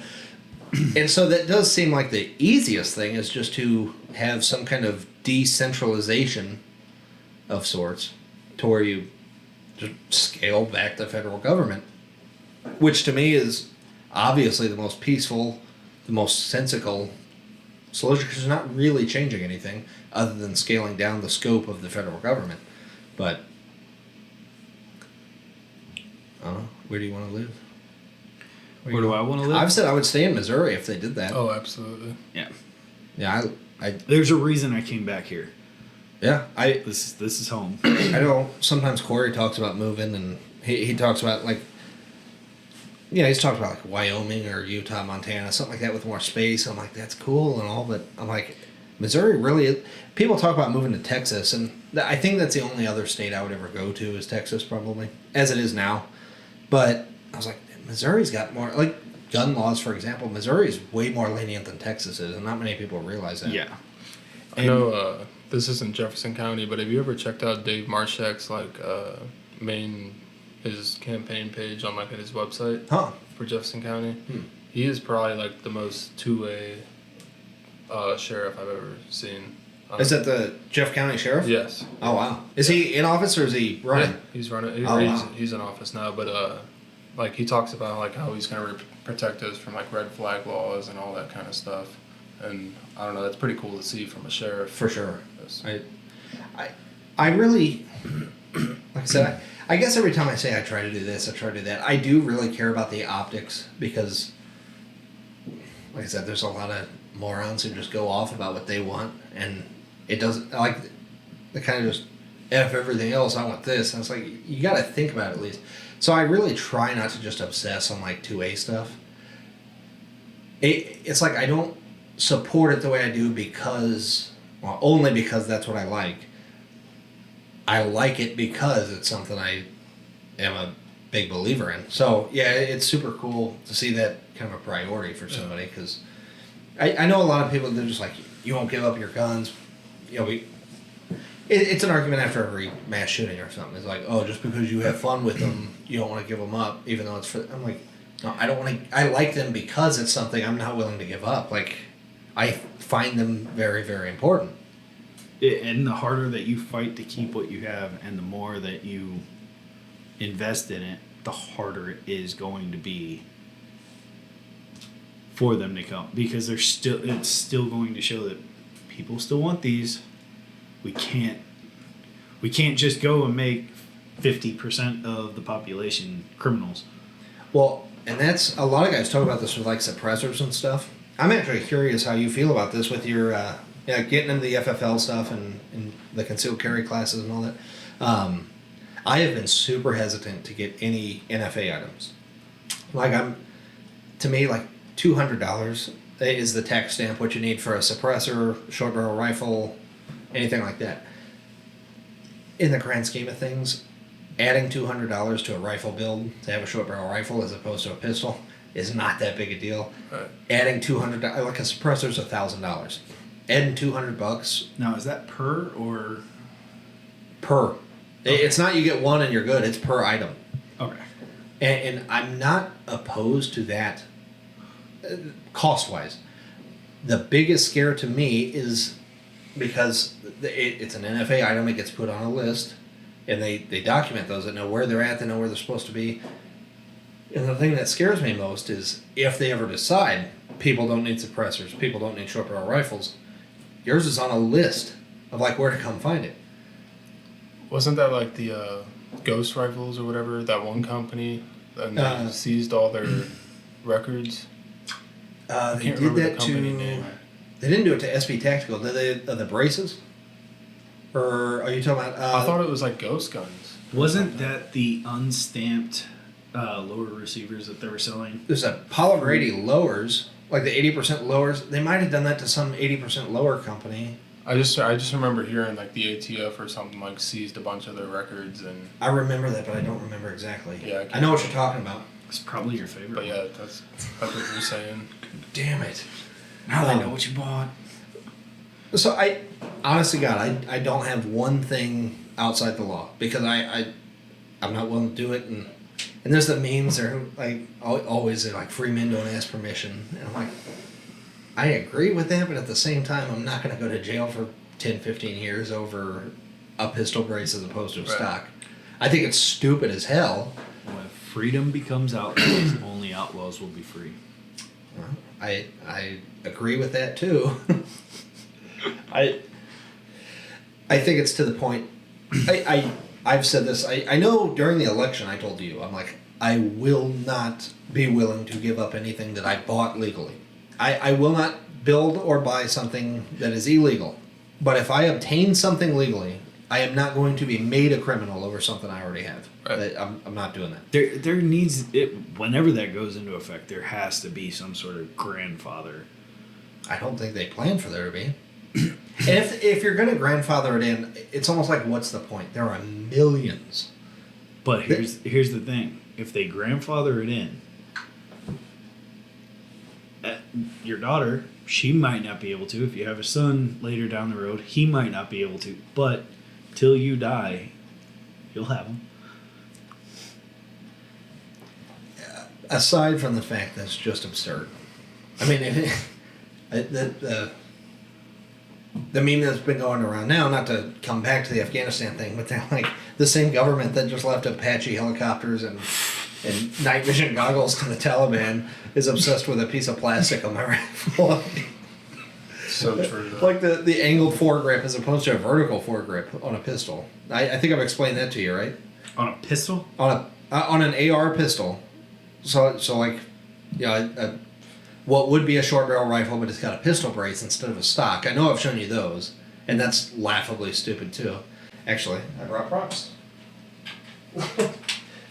You can have this on a pistol. This little, hey-oh. You can have this on a pistol, this little angled piece, Yeah. but you cannot have a vertical foregrip like this. Wow. You can't have Scratch these. the hell out of that wall. Well, they get scratched. Yeah, so you can have an angled foregrip. You cannot have a vertical foregrip. Yes, because somebody's going to hold a pistol like this. Pew, pew, pew, pew. But It's holding just- a pistol like this. Right. It's more dangerous the one way. It's stuff like that that just makes no sense to me. And it's dumb as hell. But again, it doesn't make enough of a difference that I'm willing to go to jail for that. But I know we're getting sidetracked here a little bit, and like I said, I know my argument always comes back to gun. There's a lot of other things. Texas with their big abortion law, which Oh, God. we don't have to dive into. But, there's other factors that some states do and some states don't. And if you would just leave the states alone to do what they want, I really think people would be happier. Then what is the point of the federal government? That's a question with no answer. Like, Literally a national, in my opinion, a national military, a shared currency. pretty much. That's about it. I mean, the Supreme Court to enforce laws, because I don't think with those 50 states you should be able to obviously go against the Constitution. But even that, I'm like, if it meant getting the federal government shrunk and smaller, like, I really have been, you know what, if New York wants to say the Second Amendment doesn't count here, I'd almost be willing to trade that. Because like I said, if people in New York then want to, okay, well, piss off, I'm going to Missouri then, do it. I mean, again, if that's something that's important to you. But that's what's happening with California. Yeah. And what's happening to California? So California has all these people that are all right, I want to make it clear right now. I've never hidden the fact that I'm a Democrat. But there is a difference. Democrats and liberal are not the same damn thing. California is a bunch of liberal pussies. Sorry. He That's lived what there, it he can is. say it. I He- lived he's- there for he- 5 damn years. He's not just stereotyping. He lived there. They have changed the laws and screwed up California so much because of who they've elected, who they've voted in, that the people that live there are now getting pissed off. They're moving to other states. They're moving to Texas, Montana. They're spreading out everywhere. And what they're doing is they're going there and they're going, whoa, this is way too crazy. We need to stricten up with these laws. And they're changing that state into California. What they're doing is they're pussifying every state to fit their wants and their needs instead of just stay where you at. You fucked it up already. I think the only way I'd be willing to say, which I really don't like the idea of screwing with the U.S. Constitution. I want to make that clear. I know I said it. I don't like it. But if you were going to do that, be like, okay, the Bill of Rights, the Constitution. See, there's inherent problems with that. Because if you want to say, okay, no Second Amendment, if New York wants to say no guns, no guns. Anyone else following the train of thought what could happen from that if you're going to say you don't have to follow the amendments? States can do what they want? Oh, yeah. Sound familiar? Absolutely. Okay, well then this one that says no slaves, we're going to go ahead and get rid of that, and Alabama can go do whatever they want. You see what I'm saying? So you can't just say we're going to ignore these. No, but New York could come out and go, you have to have concealed carry permit. Right. Or Right. just like Illinois. Illinois has probably some of the strictest gun laws in the nation For sure. right now. It's so funny And- that they're right next to us. I know. Yeah. And they all have FOID cards. Firearm owner ID. Ty knows. I had one. Yeah. So you got to go through all that paperwork and everything just to have a gun. And then you can't carry it unless you've got a concealed carry in it. In addition to that, with your FOID card, you can have your gun in your car, you can have a magazine in your car, and you can have the ammo. But the ammo has to be in a box locked in the trunk. The clip has to be in a door pocket, and the pistol has to be in a lockbox under the seat. That way it's super useful. Yes. In case So somebody if you're ever forgets it. getting carjacked, hang on, give me about 5 minutes, and I'm gonna fuck you up. I'm gonna put my seatbelt on before the car accident. Right. Holy shit. Yeah, I mean, that's my problem with saying you can't just ignore it. But yeah, say, if you want tighter restrictions, like I think what California and New York have done with gun laws, I don't think they should be allowed to do. And I think if it went to the Supreme Court, I think they should lose. I don't know whether they would or not, but I think they should. But I guess, yeah, if you wanted to go that route, say, okay, states, again, we're going to decentralize the federal government. States can bend the amendments a little more. I think that would have to come with each state's constitution is going to be more solid and not as whimsical as, like you're saying, if people just flood it.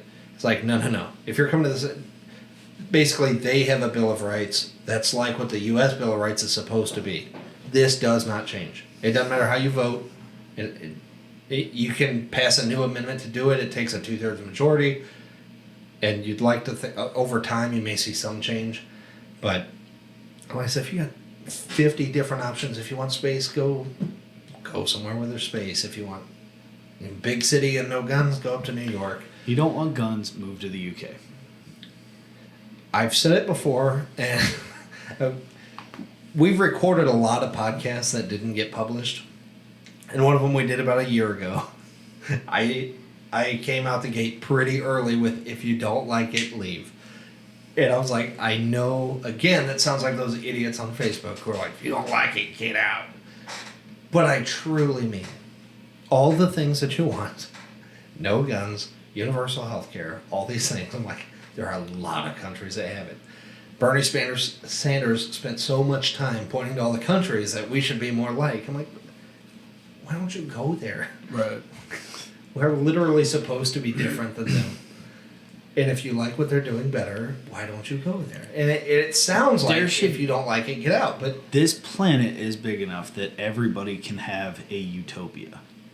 And the problem is, everybody wants to make the place where they live the utopia that they want instead of looking for the place where they can be who they want.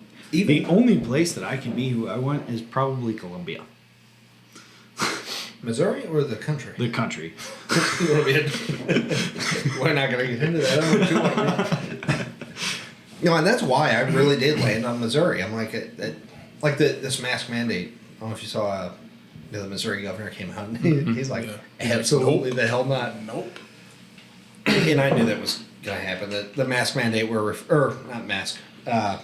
vaccine mandate that every company with over 100 employees has to either get tested weekly or vaccinated.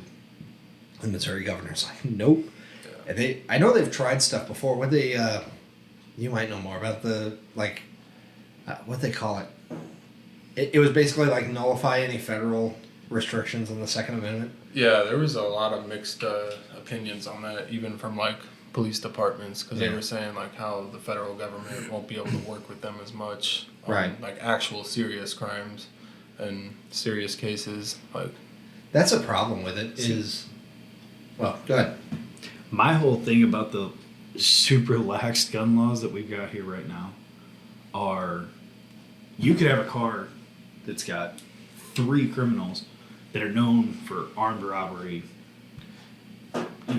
just assault, all this, violent crimes, and one guy in the car that has no record. There's a gun sitting in the car. Cop walks up, he's got everybody's IDs. Whose gun is that? And all they have to do is point at the guy that has no record, and that car can keep going. They can't touch it, they can't inspect it, they can't do anything about it. That is one of the issues that I have with the gun law. And we've talked about that before. It takes so much away from the police in being able to stop future crimes because they can't do anything. As long as there's somebody in the car that can legally have a firearm, they can't say anything about it. They can't even ask to see the serial number to see if the thing's stolen. Yeah, I know we've talked about that before. I think it's the answer that I know people don't want to hear, and it's the answer that I really don't like that this is the answer. But I think it's one of those things it's better that 10 guilty people go free than one innocent person go Get to a jail. pine box. Do what? Get a pine box. Oh, you have like okay. No, there's a saying along those lines, but that it's better that 10 guilty people go free than one innocent person go to jail. Is found guilty or something like that. And I mean, there's gonna be ways to screw the system. There always will be, but I think it's better to do that than innocent people lose rights. And it's like I said, when I said it's always the question, it's not so much that scenario, but like after a mass shooting, that's what comes up. They're like, like the Vegas thing. Like nothing about this guy was something that you should have been able to take his guns. He was able to get them, and that's fucked up. So we need to just make it so nobody can. But again, that's always a problem that people act as if people who think what I'm saying or agree with what I'm saying, as if in some way don't care when a school gets shot up or something like that. Like, and that's another media thing. It's something that goes out all the time. Is it's just spun as if we don't care. And every time I see it, dude, it really is a gut punch. And again, I'm not gonna say I'm an emotional person, but I think I'm a sentimental person. And when something like that happens, it really does. It makes me sick. As it would any normal person. I'm not acting like I'm some overly sensitive person for getting upset that a school gets shut up. I really sometimes don't understand, like, do people really think, like when they're saying like, oh, you don't care, you just want to keep it, do you think I don't care? Like, do you really believe what you're saying, that I don't care about that? And if you do, it's like, I don't even know how to argue with that. It's just, of course I do. But I think it's the price that we pay to live in a free society. And it's horrible, and I wish there was better mental health. I wish there was a way to detect that before it happened or prevent it. But I think mental health is like one of the biggest issues, because if you look at the statistics of like behind the mass shootings, almost every single one of them are on psychiatric medicine. Mm-hmm. And it's like, if you look up the side effects to these drugs that they're on, it kind of aligns up like very, very well. I'm talking like hearing voices and stuff like that, just from the drugs that are supposed to be preventing that. Right. But the side effects are exactly that. And almost every single mass shooter is on some type of drug like that. A couple people I listen to, Joe Rogan's talked about it. He went through a list one time. Every single one that he listed was on some kind of medication. It's definitely a huge role. And again, the argument to that is always like, oh, now you want to talk about mental health. Time for that is over. It's already happened. It's like, of course you're going to... Give it 2 weeks. Everybody's done talking about that mass shooting. Everybody's on to something new. And nobody ever continues the conversation about mental health and getting people the help that they need. You're not going to get any sympathy from me about not helping people with the freaking mental health. 22 a day. 22 veterans a day commit suicide. That number is 22 too high. It's one of those things. If I knew how to fix it, I would, and I think that's why. I know it's not the only reason, because people have agendas, and it's never wastes a good opportunity. But it also seems like the easy answer. That's another reason that I feel like I'm pretty fair about how I think people are. Like, that's why I try not to argue with people, like we were talking about earlier. When people, after a mass shooting, they turn straight to the guns. I'm like, I get how that seems like the logical thing to do. Mm-hmm. Yeah, that's what's like. I don't like the argument, like, well, why do you think it's that? It's that. Of course, if you're not super well educated on a subject, it seems like, and I'm not educated on mental health by any means, but I understand how that seems like the logical, we gotta get rid of these guns. That's the thing, I see how that seems like a logical answer. And I'm not saying it. If there were no legal gun sales, I'm not pretending some things wouldn't be prevented. A lot of them wouldn't, but some of them would. But I think it's a Band-Aid on a problem that needs to be diagnosed. And That's a great way to put it. yeah, and that's the problem, because it's the easy target. It's kind of the low-hanging fruit is, it's the guns. And that's easy. The hard question, and the thing that I don't even know how to start on, is a mental health thing. And yeah, that's, like I said, that's why it goes away, because people like me, if I wanted to switch teams and I wanted to go march against guns and I wanted to post about guns, I could do it, no problem. It takes nothing more than a very rudimentary understanding to go protest against that, post about it, and say you hate guns, join Moms Demand Action, all this stuff. It takes no understanding to do that. It takes a lot more education and understanding to try to do anything about the mental health problem. And again, for example, if I want to change teams against guns, I could pretty easily. I wouldn't know how to even begin trying to approach a mental health problem. No. But that's also an area that we could definitely invest into as a country, instead of paying. Have you guys seen that thing about San Francisco, what they're doing? So basically, I don't know if it was the governor or the mayor or what, but basically they want to pay $300, I think, a month to would-be criminals to not shoot people. I swear to God, you can look it up. Are you serious? Look it up, I swear to God. They want to pay $300 a month to would-be criminals to not shoot people. And that's literally word for word what they're saying. And it's just like, we spend all this money on, shit like that, but then we don't want to address the main problem. Do they specify how they would try to determine who would Dude, be I a was wondering. criminal? To be honest, I'm thinking about moving there. No, I swear to God, look it up. I just didn't understand what their plan was behind that.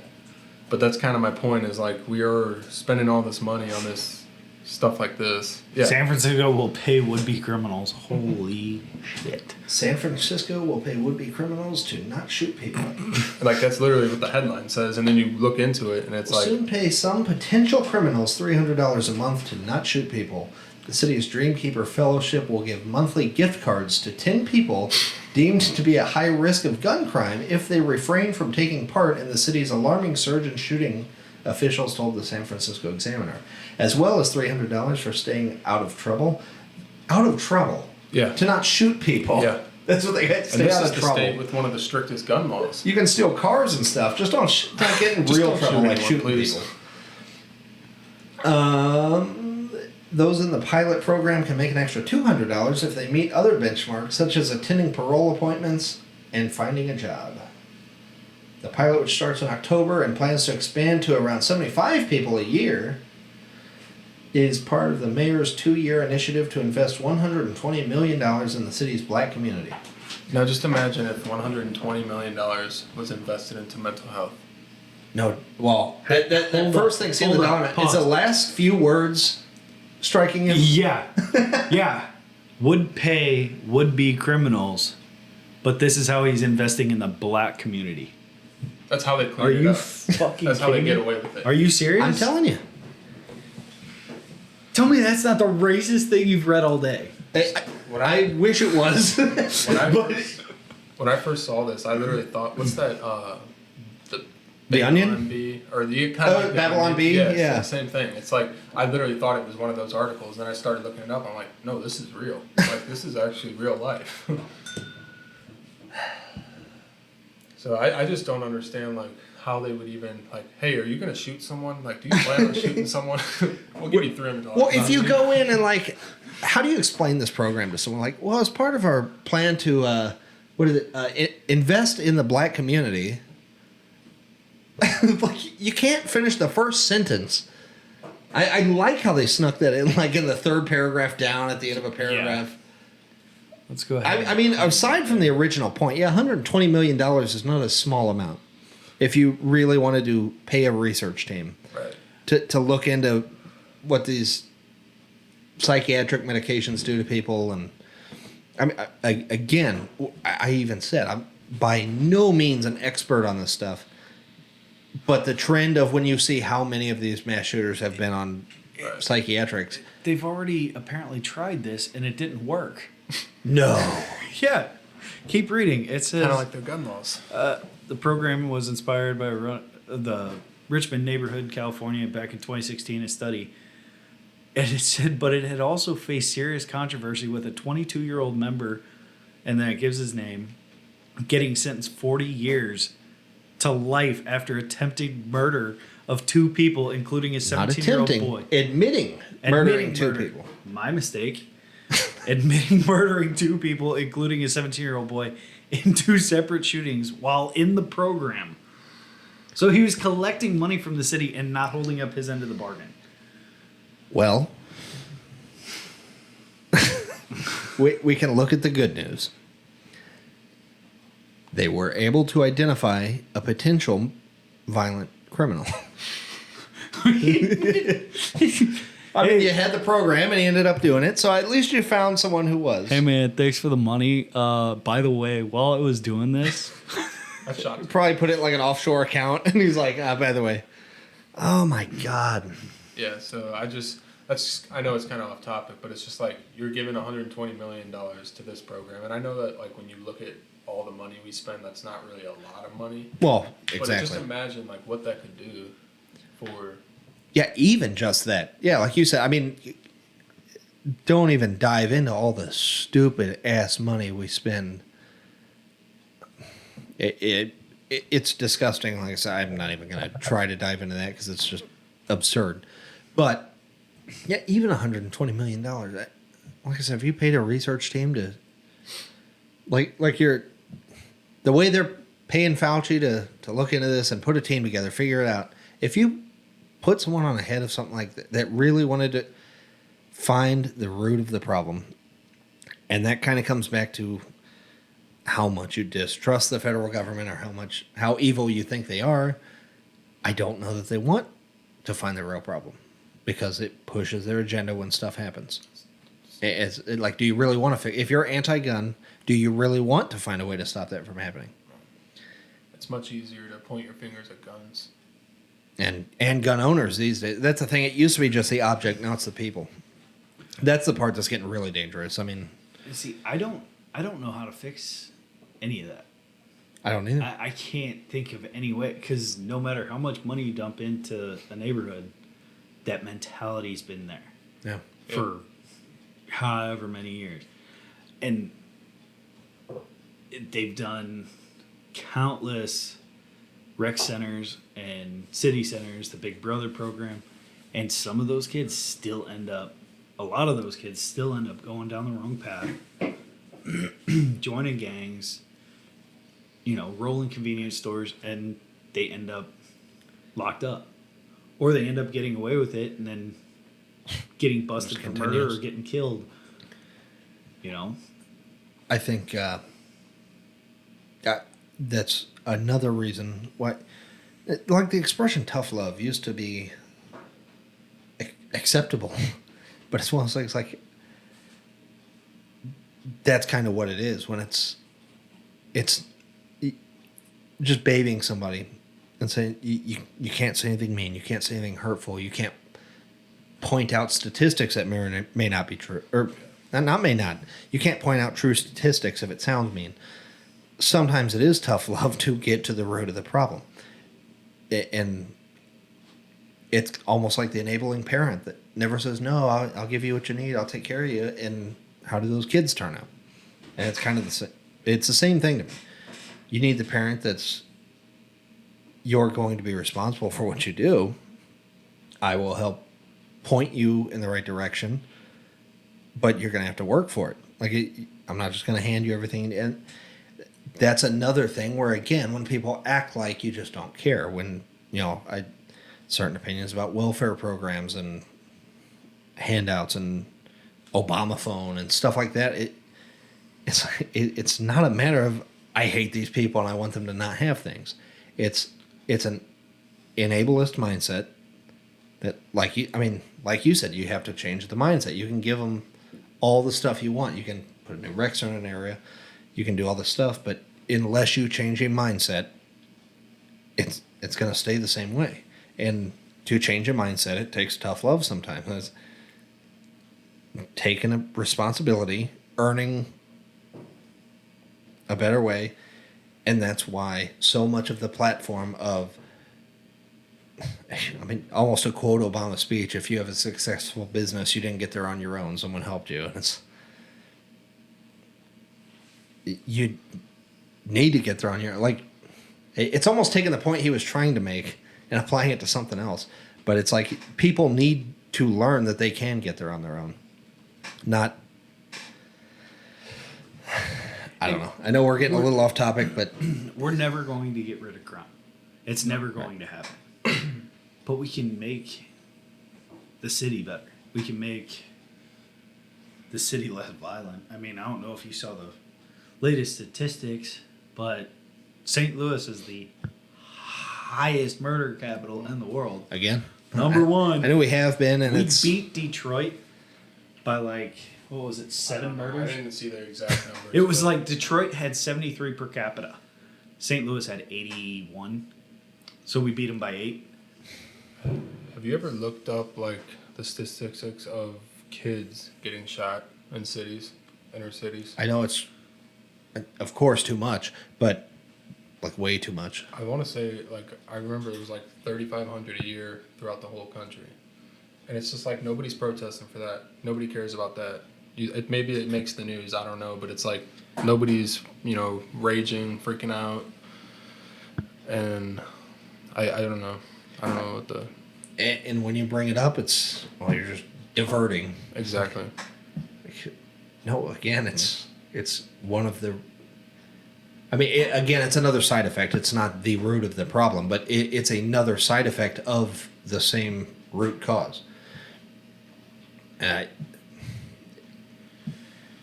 that kind of, I guess, is less about mental health and more about, the way people grow up in certain areas. I watched some special. It was on, was it Detroit? I think it was. What was the movie with Eminem? That was 8 Mile? Mm-hmm. I think this was Detroit. like 7 Mile Road. So I don't know if 8 Mile is also a real thing or 8 Mile is a real road. I've driven on it. I guess this is next to it. It's but- about a mile away. Ah. That's not a joke. But I watched this like hour-long special about 7 Mile Road, and they were showing, I guess there's like an east side of, there was some street that went through it, and they were literally, they followed some gang around, like they were trading drugs and weapons and stuff, and they followed them to the corner, and they're like, at the corner, it was almost like in Korea, North Korea and South Korea. There's almost like this zone. They're like, we can stand on this side of the street.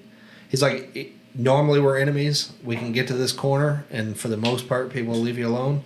If you cross the road, it's like declaring war. Like you're going on their turf. And they were showing this road, but they were following this gang, talking about how they make money. They were wearing masks and had voice changers, I guess is obviously conditions of this. But they were following them. They were showing them.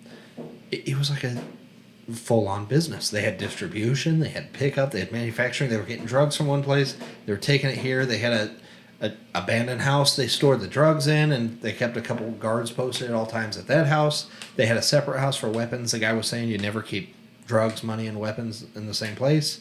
Like, they had a house for money, a house for drugs, and a house for weapons. They're never in the same place.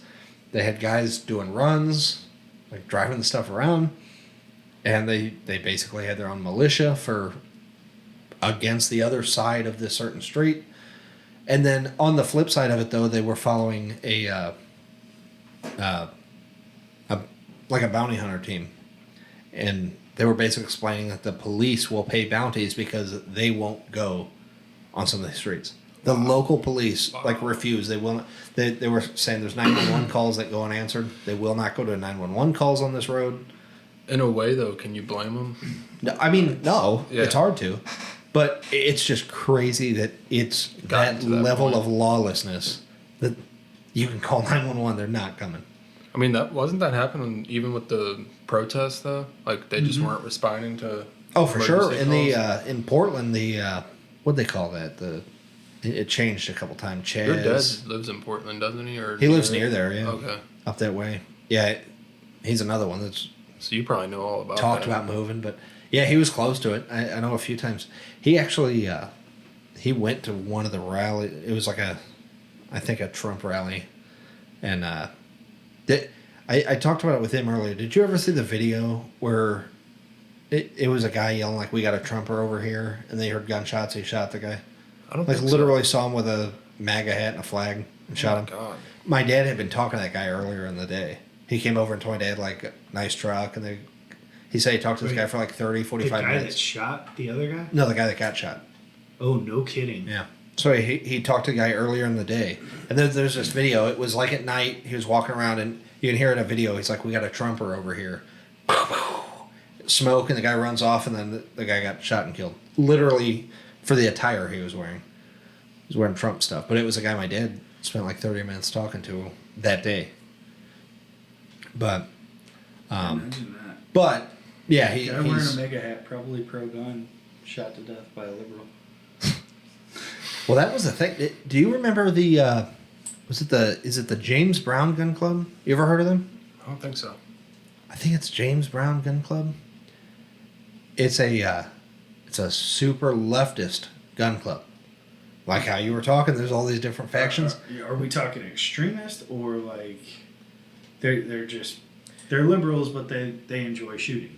They're pretty extreme, I think. Okay.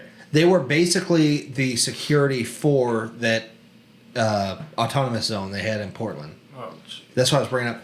They were, if you looked at them, and this is where people all over the pages I'm on, they're like, do not assume that because people have the same stuff you have and dress the same way, that they're your friends. These guys, they had plate carriers, they had hats like mine, like camo hats with their flags, patches on them. They had morale patches, all this stuff, but like openly socialist, communist. Wow. I've actually found a bunch of those on Reddit. I'll like start reading, like I'm just looking for stuff on parts or, like, has anyone done this gas system on this barrel length, something like that. And I'll come across a whole Reddit thing of, I'm reading it, it's all informative, and then they're like, yeah, if one of these neocons does this, I'm like, what? And it's like a super leftist, like, gun group. Like, And huh. this is I didn't even know that was a thing. If you look for it, dude. this is why a civil war would be bloody, because it's not just the conservatives that have guns. It's not just that group of liberals that have guns. It's you got people like me that are right in the dead center. I don't care one way or the other. I have guns. Right. Which side am I gonna fall on? Who's gonna take me in? I'm gonna be fucking sitting there in my house going, please, for the love of God, Just stay off my property.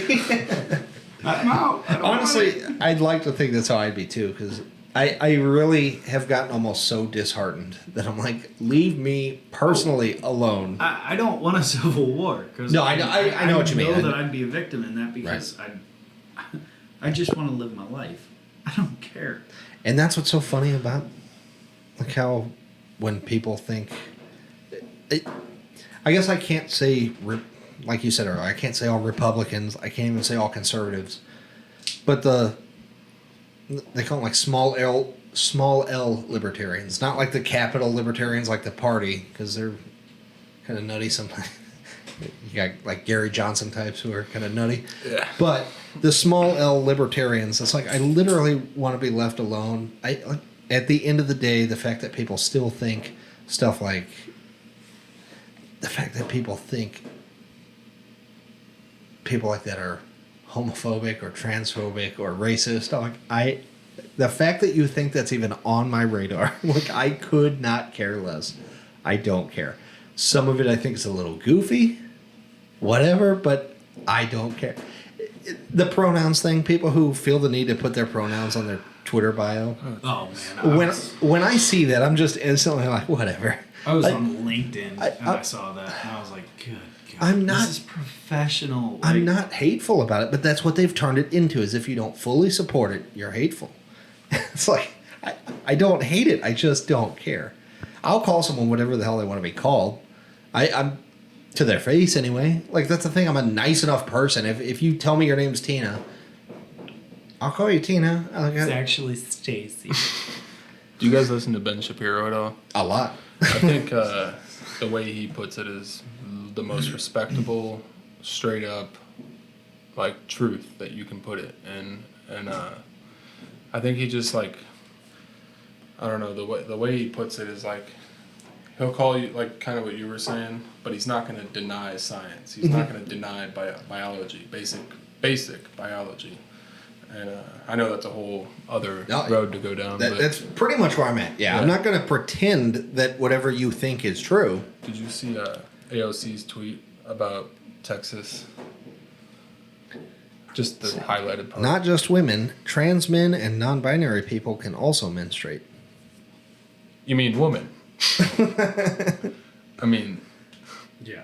I so delusional about I didn't see that. I did see her, like, an interview on something, and she had to correct herself so many times because she's like, women and menstruating persons. It was menstruating persons is the word she kept using, but she kept saying women, and then she had to, like, back it up to, like, and menstruating persons.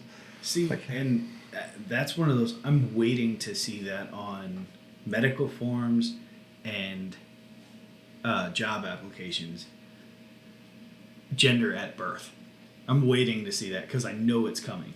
I don't know if you're allowed to ask that because according to the theories, you don't know your gender at birth. You have a sex at birth. You don't have a gender. Okay, at birth. then your sex at birth because that could really fuck somebody up. Well, at least on medical stuff. Job maybe not, but at least on medical stuff that needs to be documented because if they give you a drug that's for male biology and you were born a female, it will probably kill you. There's a reason why they have these, like, whenever they do, like, medicine studies, like, there's a reason why they have it for males, there's a reason why they have it for females, because it's two completely different biological makeups. And there's another one I watch a lot is Steven Crowder. Yeah. It's been a few years ago. He went dressed as a trans woman. I don't know. He was dressed like a woman. He had a wig on. Clearly shitty done. Like, I think he saw his 5 o'clock shadow and stuff. Like, kind of as a troll, kind of to prove a point. The fact that it worked out the way it did is like, you can't even call it a troll because... So, he was wearing like one of those fake bladder things like people try to use like pass a piss test or something. They had a pregnant woman's pee like in this bladder. But he went to I think a Planned Parenthood, something like that. Yeah. Said he thinks he's pregnant. Again, the wig was like a shitty, cheap Halloween wig, kind of crooked. He had a 5 o'clock shadow. I don't know if you've seen the dude. He's built. Like, he's got broad shoulders. He's like 6'4". Clearly a dude. He goes to a Planned Parenthood, says he thinks he's pregnant. They have him pee on a stick. So he goes in a room, uses his fake bladder to pee on a stick, making sure it'll test positive because they knew it was a pregnant woman. They use this urine from. It tested positive. They proceed to walk him through his options as a pregnant woman. He points out, and they're really good at pulling up their sources. Like, every video they do, they make a blog page of all their sources for every... They go down, as they do the show, every claim. They posted that if a man's urine tests positive, like for a pregnancy test, it's a super strong sign for prostate cancer. And you would hope any doctor would know that. But no, they're just like, well, here's your options. It did test positive. If you want an abortion or something, they go into that. Like, are you going to address the fact that he could very likely have prostate cancer? I think... they never addressed it? No, they treated him like a pregnant woman. Here's your options. I'm not sure. Like, They might have just been afraid to... That's what I was about to say. But that's the point. Like, you can be afraid to do that, but are you going to... Like right. You were saying, there's a reason it matters. But the thing is, it's Planned Parenthood. I think it was I don't know who's employed at Planned Parenthood. It could be actual medical professionals. You would hope. You would hope, but you don't know who it was that gave him the test. That could have just been some secretary that went, okay, well, here's what we offer for pregnant women, and she has no medical background, or he, Well, them. That's another them. point in general. You'd think if someone's walking you through their options, they should know what they're talking about. You would think. It was just a tie into the point. Yeah, it matters a lot, whether it's for prescription dosage or something like that. Like I said, I mean, again, I'll call you your name, but sometimes it does matter. But all this circles back to, in the meantime, I don't give a shit how you dress or what you go by or what you change your name to. I don't care. And I guess that's the thing. It just always gets spun as if people are super hateful. I don't hate it because I don't care. I don't care. You wanna live your life the way you're living it? Okay. Don't try to teach my kids that. Yeah, that's the part that in elementary school. Don't try to force me to raise my kids to your standards. That's where I have an issue. Don't tell me that I can't call my son because he's only 3 months old.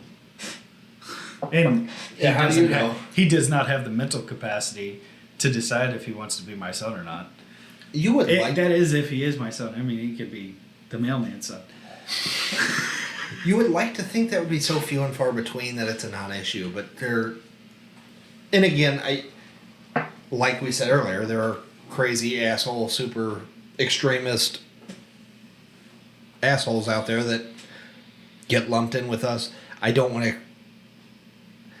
I know that's where you were kind of. I guess that was your point. There's a lot of people like you who consider yourself a Democrat, but you're like not on board with all this though. Yeah, and you've given me that freaking political test. Because you're like, I don't think you know what you are. And how many times have I ended up right on the fucking YX on that freaking map? I'm close to it. I'm literally considered liberal.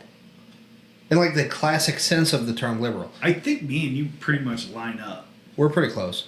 Have you ever taken that political compass test? no, Actually, it's interesting. Actually, I think the last time you had me do it, we found out that I'm more conservative than you are.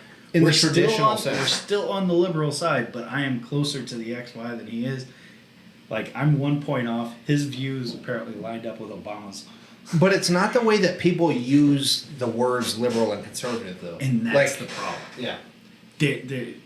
We're still stuck on this 4-party socialist, capitalist, liberal, and conservative.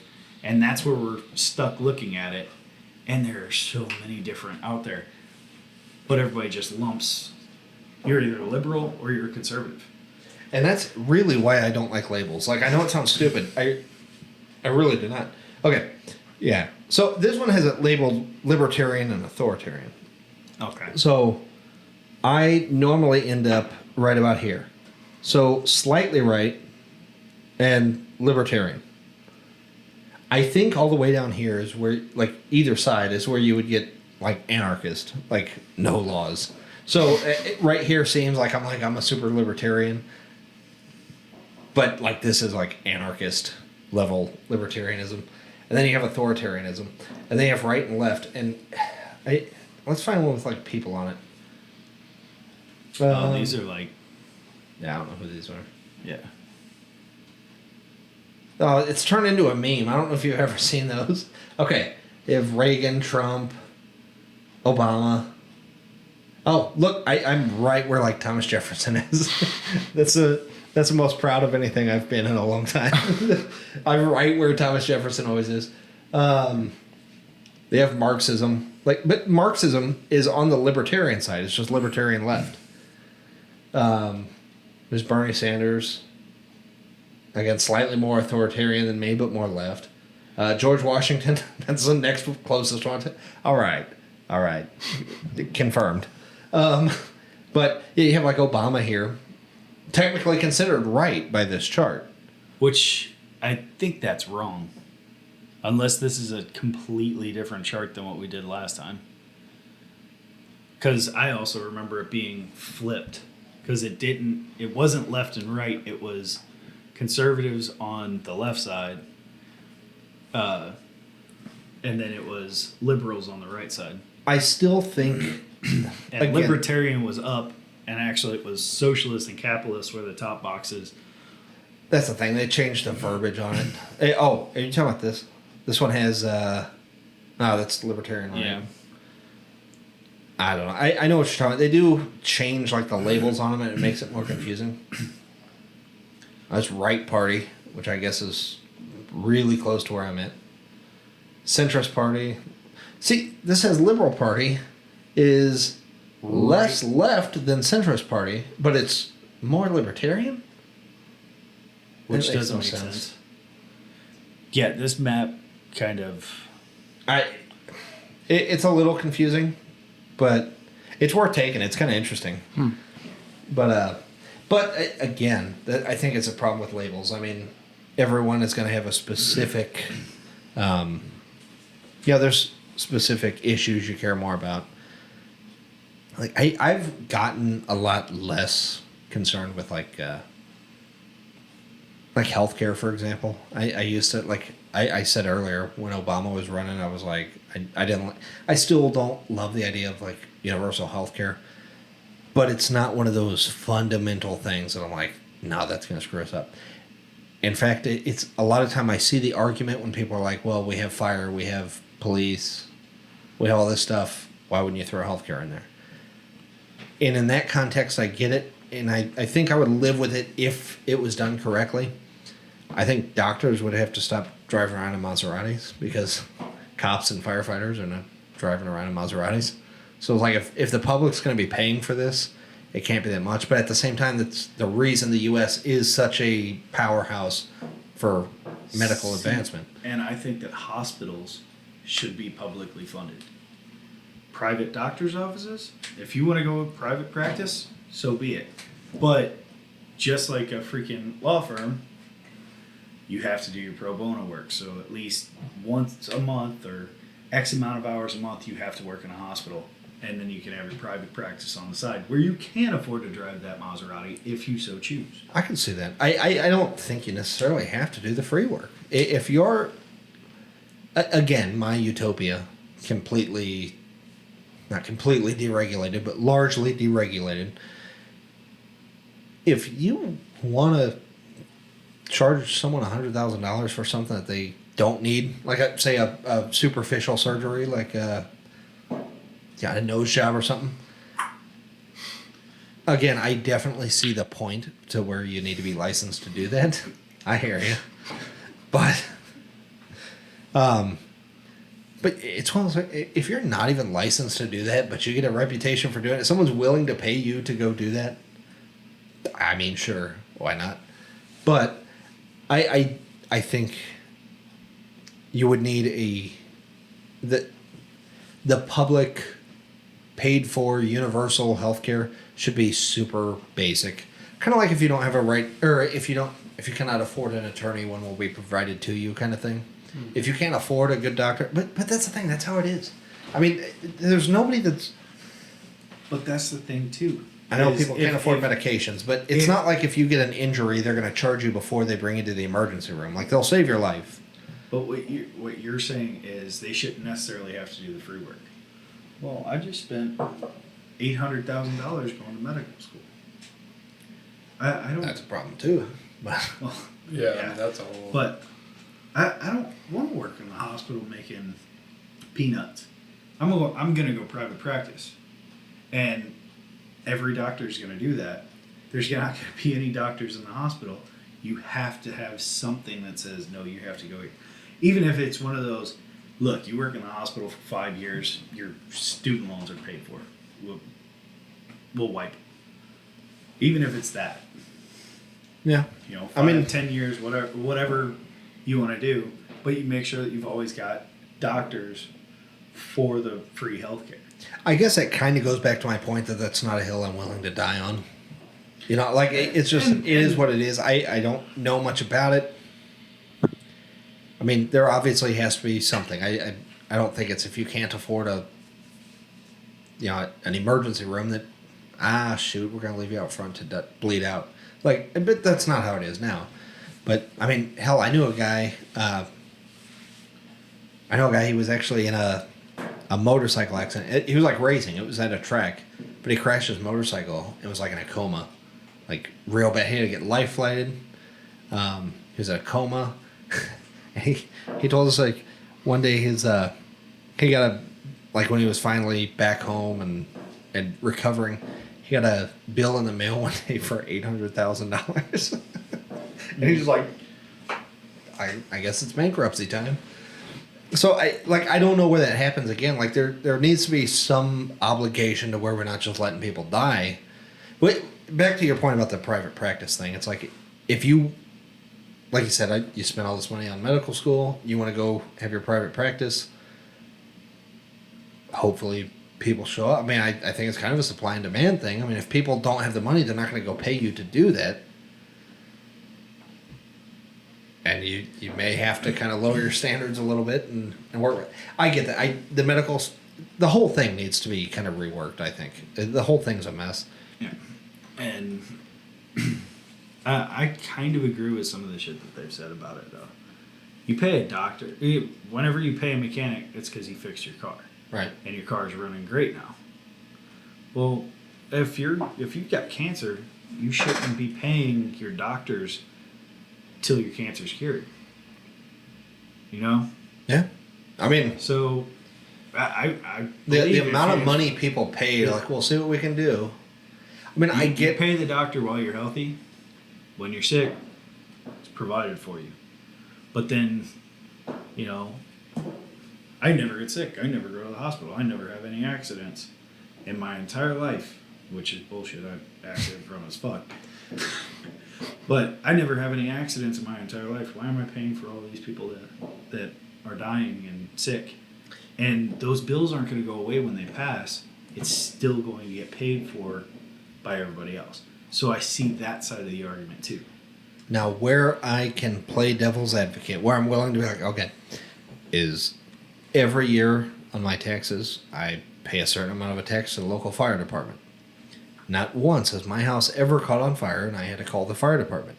So my money is going to the fire department, and it's a service that I have yet to ever have to use. I understand the need for a public service. The fire department has to be there. They're there if I need them. It's almost like an insurance policy. Like, I get it. I need them to be there. That's the part that I'm saying I get.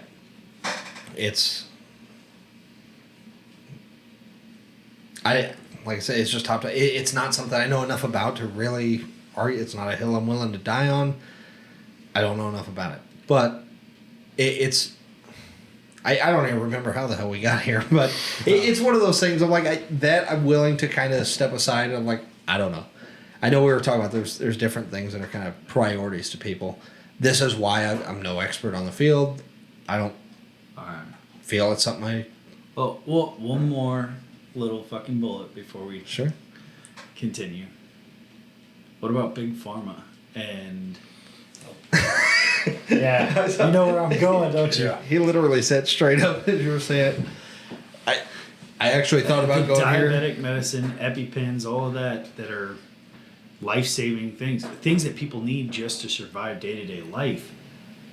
Thousands of dollars just for a week's supply of insulin for a diabetic. Holy shit.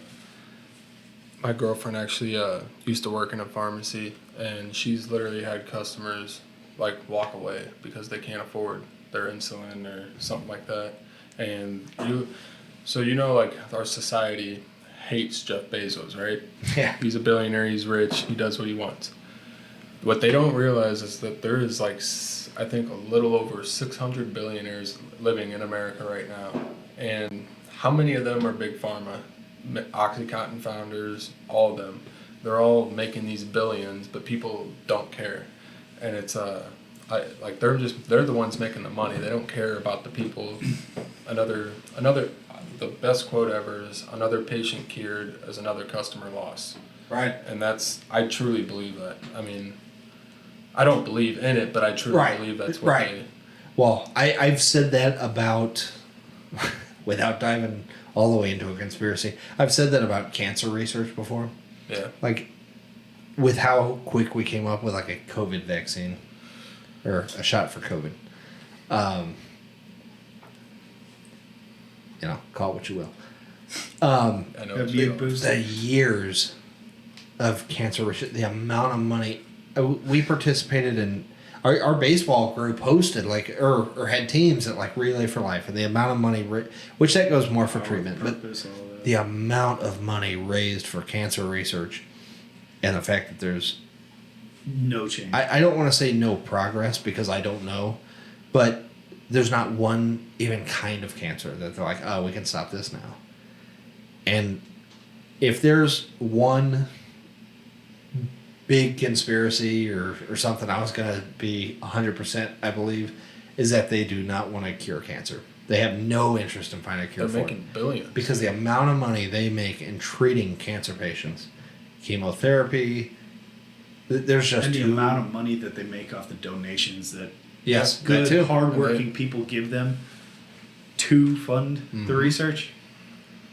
Never going to. And like I said, I the only one I name by name, and I don't want to, in the interest of not slandering a good organization or potentially a good organization, Relay for Life, and the American Cancer Society, I know they do a lot more with like treatment, like they were driving people to their chemo appointments who didn't have cars or something like that. They do a lot of good stuff, so I'm not saying that they're necessarily a problem, but yeah, the amount of money that's been spent over the years, and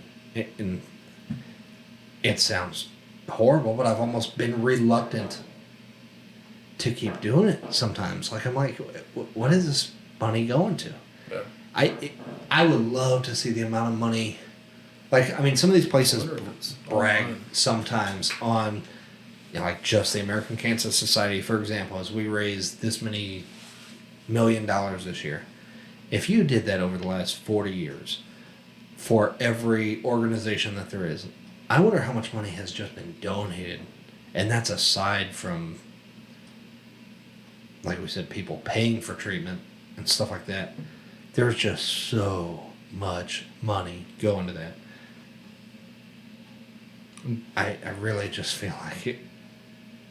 What would motivate any of these companies to really be trying to fix the problem?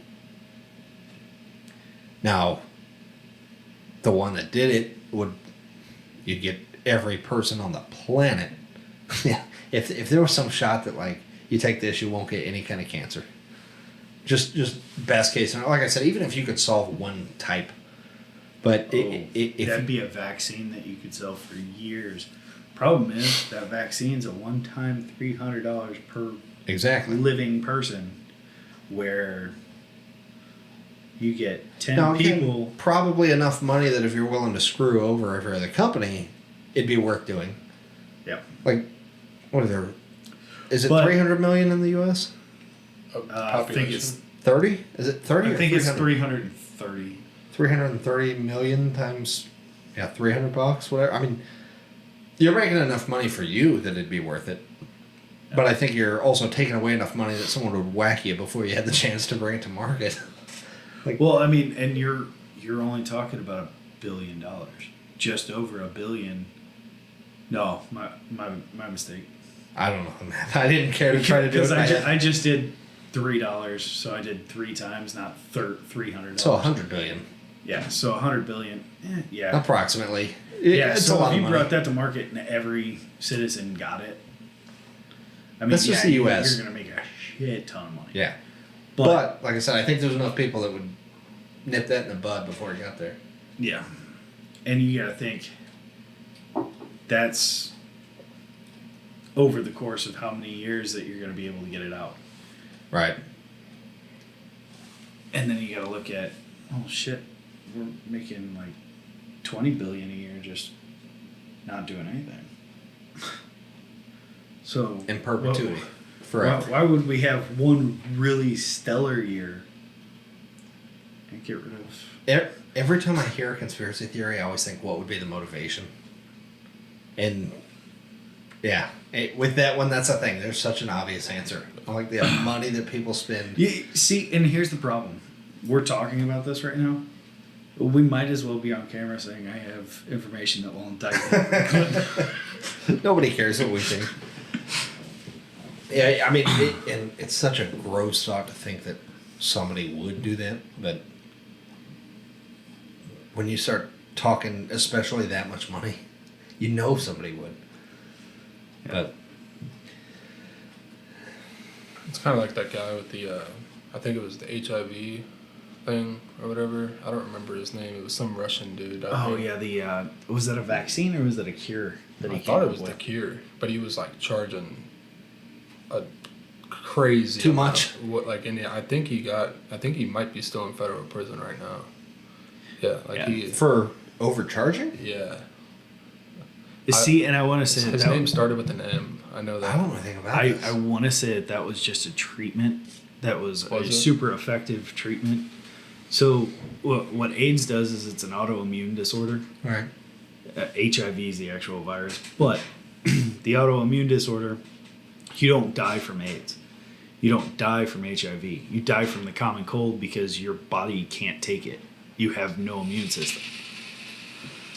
So what he did, what I believe, if I'm thinking of the same guy, this drug that he created gave you a fake immune system. It was basically what they've been giving to people that have a what do they call it? Compromised immune system for the COVID. So if they get COVID and they're within this certain window, they can give them these shots, and it gives them enough of an immune system to fight it off till it runs its course. That's what my father had to go through when he got COVID. They shot him up with this. He was literally had a man cold for 3 days, and his taste came back and his smell. I want some of that. Did I tell you I haven't been able to smell since July of last year? Are you serious? Yeah. I did not know that. I Did you never have COVID, tested or- positive for COVID because I didn't know that's what it was. I had I swear I thought it was a sinus infection. It was like in July, and I know this is a super small channel and it's our second episode, so I don't know who's gonna see it, but I'm still I don't know if this will get the whole fucking thing taken off YouTube. It was so minor. Like, I thought I had a sinus infection. I called my, like, teledoc thing that we have through work, like the teledoc, you can call them. I called them. I explained my things, my symptoms, and she said, it sounds like a sinus infection, which I knew it was. I just wanted to, I was like, it's a sinus infection. I just need, what's a, Prescription, whatever the prescription is, yeah, to, antibiotics. yeah. I just need some antibiotics. I got to call the doctor to get a prescription. So I called her, told him, like, yeah, I think I have a sinus infection. I should go over the symptoms. So I go over them. She's like, yeah, it sounds like a sinus infection, although, she's like, there's a lot of symptoms for COVID. And at the time, it was July of 2020, so it was fairly early still. She's going, it could, COVID could be this. And in my head, I'm like, what illness can you have that isn't some of these? Like, it's literally, it's headaches, nauseousness, upset stomach. Like, it was everything. I'm like, okay, well, yeah, I mean, I have one of those on the list, so cool. So she's like, we recommend you get tested, but I'll write you a prescription for some antibiotics. Cool. I went and took the antibiotics. I think I called the doctor it could have been Thursday, but I think it was Friday. Picked up my prescription, went home. I did feel like crap Saturday. Like, I was tired, worn out. But again, like, I know now this sounds like, oh, of course it's COVID, but I was hearing, like, people are having these respiratory issues, they're coughing. I wasn't even coughing much. Like, I was a little bit because I was kind of nasally. And, like, when you have a runny nose, you kind of get it. But I kept checking my temperature. I was paranoid about that. Never broke a fever. Didn't think anything. I felt a little better Sunday, still a little tired and stuff. And by Monday, I felt like fine to go to work. Never got tested, never got anything. I think tests were still hard to get at the time. Like, the tests were fairly new. So, my wife, same thing, but like, I get seasonal allergies and stuff. We both do. So she thought, like, she went to the urgent care center to see if she could get a test. They didn't even think she qualified for a COVID test because they're hard to get at the time. Like, we don't have a ton of tests. They're like, yeah, it's probably a sinus infection. Same thing. And I was like, I remember, I'm like, well, those aren't contagious, but neither one of us had a fever. None of us had anything. So I never thought twice about it. I got better. I went back to work. No problem. None of my coworkers ever got sick because I would have felt like a dick after the fact. But no one ever got sick. Nothing. Well, it was like 2 or 3 weeks later, I came home and she was like baking brownies. She's like, does it smell good? I'm like, I don't know. I'm like, really, I haven't. I have always had a really bad sense of smell. Like, I could never smell very much anyway. But I came back I came home. She's like, does it smell good? I'm like, I don't know. She's like, you can't smell that? I'm like, no.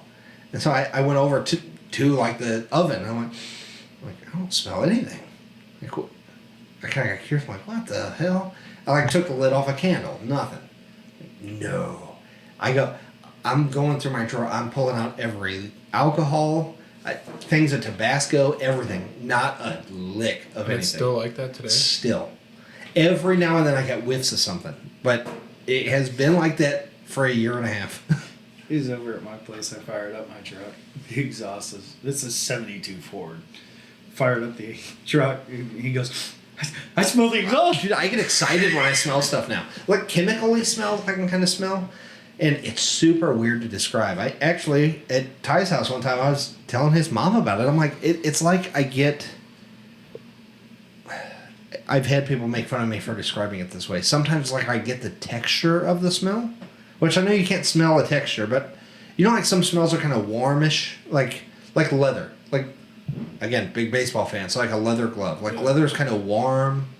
It's like I get that from it, but I don't get like the flavor of the smell. Like I don't. So weird. See, I was more thinking like with acid. You smell the acid because it burns. With exhaust, kind of makes you lightheaded, kind of hard to breathe. Is that more what you're talking about? No, like again, I get like almost like the essence of the smell. It's almost like it's there, but I don't get that. You know how like your taste and smell are kind of connected. Yeah. It's like that. It's like I don't get the taste of the smell. Like it's like I can tell there's something there, but I don't get any taste from it. It's so hard to explain. Dude, that's so And until I was talking to his mom, she said she's had sinus issues her whole life, and she's like, I know what you mean. It's the only person. Something. A little something. Ooh. Dude, I'm telling you, 6 months ago there would have been nothing.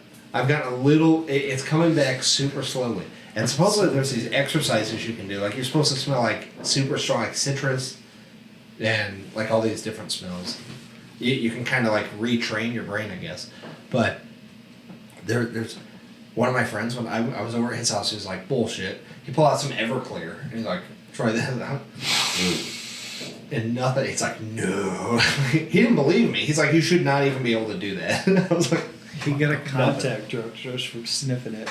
well, I was using paint stripper on something one day out in the garage, and I opened like the back door, and I'm like, if it gets too bad, I'll have to open the garage door or put a mask on or something. That was another thing before I knew it was bad. And she came and opened the garage door, and she's like, oh, and I'm like, it's not bad. It was like it was like a couple days before I realized, because like I said, when I couldn't smell the brownies, I was like, the other day I didn't smell the chemical in the garage. And that's when I went to, I was using paint stripper. I had the back door open. I'm like, I'll be fine. It's possible that he started smelling a paint stripper at the beginning, and then That's it what- just cooked his That's what ruined it. Yeah, I get a little hint. Smell the How strong should that be, though? Like, Oh, that's not anywhere near what it is out Okay. of class. well, that's what sucks. So, like I said, this happened in July of 2020. That year, my dad got me these glasses. I always pronounce it wrong. Glencairn glasses. They're like, these won like some award for like the best whiskey glass design in the world. Like, I mean, like big. He got me these glasses, and they kind of bring like the smell of the whiskey like right to your nose. The aroma. I had them for like 2 months. I couldn't smell anymore. I was like, cool. I might as well drink these out of a QT cup now. But yeah, it's wild. It's crazy. I don't remember what we were talking about. I guess vaccines, but yeah, can't smell. One point I wanted to bring though, when people didn't trust the, we were talking about like That's pretty sensitive, Ty. the mics. Yeah, I'm like way back here. I keep having to adjust if you're like back here, then I go, and you're like, Hey. No, when we were talking about the EpiPens and stuff like that, how people, it sucks that people can't afford shit like that. I'll stay here. I know that part of it's because like the U.S. develops this stuff and the rest of the world kind of copies it for a fraction of the price. But that is something that is horrible. That like EpiPens and stuff, insulin, stuff like that, people need to live is so expensive. And it's like if there was, again, just the way the division happens, and I have to believe it's by design. Because one of the few things I could kind of agree with people with is they were so against big pharma. Like they're charging too much for these. It was like one of Bernie Sanders' platforms is how criminal it is that people can't afford prescription medications they need. And like 2 years later, not even 2 years later, you have the left so in defense. Like everyone needs to take this Pfizer shot. What could anyone possibly have to gain from like? Everyone needs it. Everyone needs it. Like, why would they not be 100% truthful? Again, they're getting paid for these shots. We're not paying for it, but they're getting paid. Yeah, they're not just doing it for free. And now people are just jumping all on board. If you don't take the shot, you're an asshole. It's like, aren't they like? Don't you have a problem with them making so much money? And I think there was something put in about the COVID vaccine that they can't charge more than X amount per dose because it was so funded by the taxpayers already to find the cure. Because it was a global search for a cure for COVID or a they vaccine. can't charge more than a certain amount. But have you seen some of the ties to like what politicians and influencers and stuff are invested in, and like how they all kind of tie together? Yeah. Saying you get a company who's like, hey, we have a vaccine and you're going to pay for it for the people, but you're going to make sure that the people get it. You're going to guarantee us customers and you're going to pay for them, but you're invested in us, so it works out. Again, anytime there's anything slightly conspiratorial, like kind of, what's the motivation? Most of the time it's money. And when you follow the money, it's kind of sketchy. I'm not saying anything's one way or the other with the vaccine or the shot, but I do find it weird that people have gone from the most extreme leftist people, the Bernie Sanders people who like, no, he's too extreme for us, was anti-big pharma, and now the most extreme people are the most supportive of big pharma. Have you ever looked up the criminal fines that these companies have paid? I know the biggest criminal payment in history was from Pfizer. Yeah. But nobody bats an eye on that. Nobody gives a shit. Yo, what? Yeah. Yeah. That's real. Keep talking, I'll look it up. It's like Serious? the biggest criminal fine that's ever been paid in history was from Pfizer for like basically false advertising. What were they advertising? I don't remember.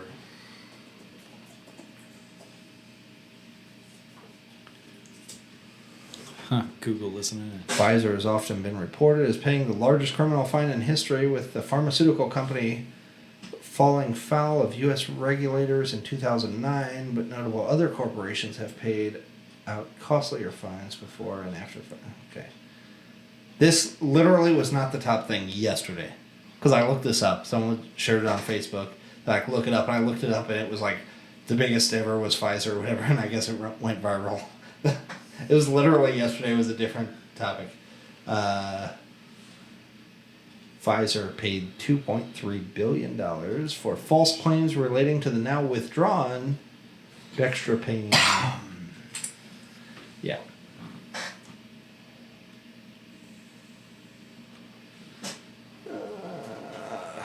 I hate these websites who feel like they need to, like...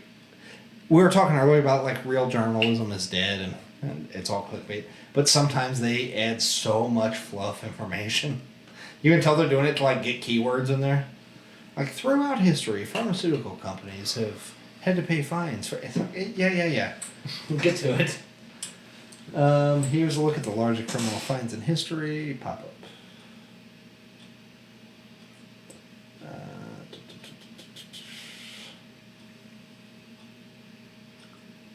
But it's just the fact that like people trust this now.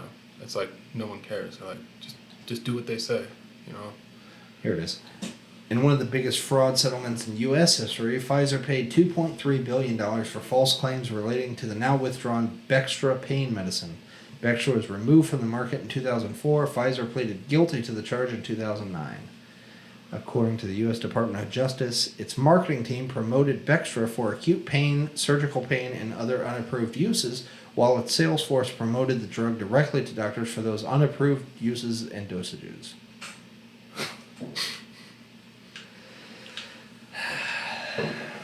It's kind of like how they started with one shot, now it's 2 shots, now it's all these boosters, and now it's like Well, they didn't monthly start booster. with one shot. Hmm? Johnson & Johnson started with one shot. Yeah, I guess Pfizer I started didn't mean too, like but- literally one shot, but like I just meant like it started off as like get your vaccine, and then it's like now I feel like we're at the point now where it's like get your boosters every month, get your boosters every year, like.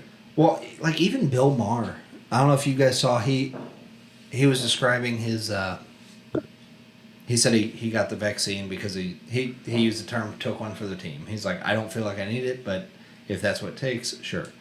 But he's like, but now they want these boosters. And he's like, nah. Well, Pretty here's kinda the leftist way dude, that I but look he's at like, it. nah. Here's the way I kind of look at it. Every year, we get a flu shot. I don't. Yeah, I don't either. I go on. There's a different flu shot every year. Sure. Okay, you're not getting the same shot every year. It's formulated for a new variant of the flu virus, or the flu. Yeah, the flu's a virus, isn't it? I think, yeah. Yeah, it's formulated for a different variant.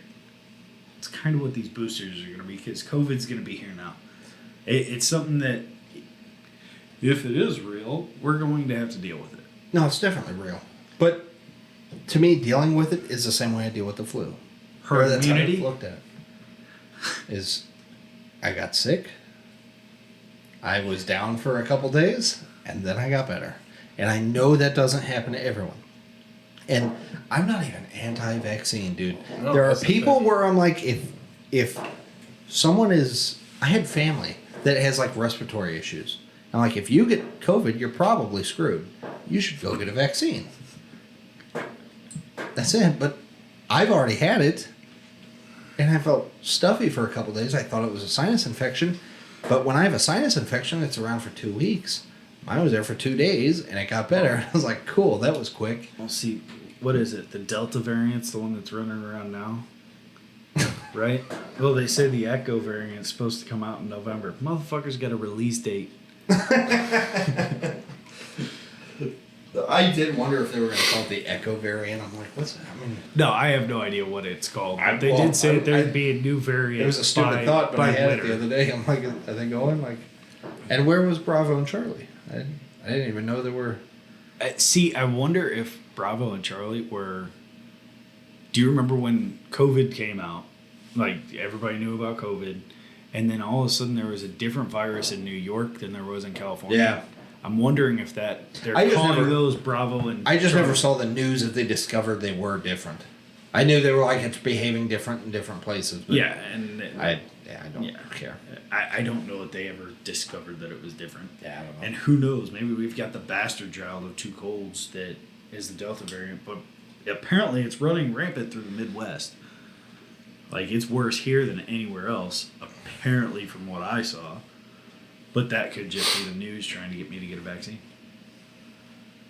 Again, I do kind of want to be careful about what we say related to the vaccine, but the way that I saw it described and kind of made sense to me, and I don't like starting like the comments arguments, but when people are like, "Oh, you're not a doctor," I'm like, but neither are you, and I know. Again, people are like, yeah, but doctors agree. I'm like, and doctors are getting paid a shit ton of money by vaccinating people. But the way that I saw it described from, he was a doctor. It was the doctor who treated Trump. When he had it, remember he got better like way faster and he was all on Regeneron and stuff like that? Yeah. One of my favorite videos is still like the remix, where they remixed Trump talking about Regeneron and made it look like an 80s commercial. Have you seen that? I'm not gonna pull it up now, but it's worth looking up. Like We need Trump to change the Regeneron topic. commercial. I'm feeling Getting a little winded. a little scratchy. But it was a doctor who treated Trump, and he was talking about basically the way he described it is if you've had it and healed from or recovered from it, then you have like some amount of antibody. How long that lasts, I don't know. He didn't go into it. But basically, what the vaccine does is when you get it, it goes through and wipes out any trace of COVID. Supposedly, it can also wipe out those antibodies. Like it's going in and getting rid of COVID, but you see all these people who have the vaccine and are still getting sick. It's basically like the antibodies are more effective than the vaccine is. And when you get the vaccine, you're wiping out the antibodies. So you're basically replacing a better version with a worse version. And like, yeah, it may work, but according to him, the antibodies are more effective than the vaccine is. And so if he's like, especially if you've already had it, it would probably do you worse to go get the vaccine than it would to not. All of it comes down to, like we were talking about kind of during the break, like when you mentioned the flu shot. I know people, I've gotten it some years. When I was working at a preschool and I was around kids, I had to get it. I got opposed to it. You were around my kids. A lot of foolish people out there. I'm out there teaching them about firearms. Like, but This is called the trigger finger. trigger discipline. I'm showing with Nerf guns. But yeah, I got it when I worked there because I needed to, and I don't think I ever have otherwise. But again, if you're someone with a flu would jack you up, maybe consider it. I don't know. That's up to you. You alright? Nope. D-Zam. Oh. He's got the vid. I hate these fucking vape things, man. Fuck it.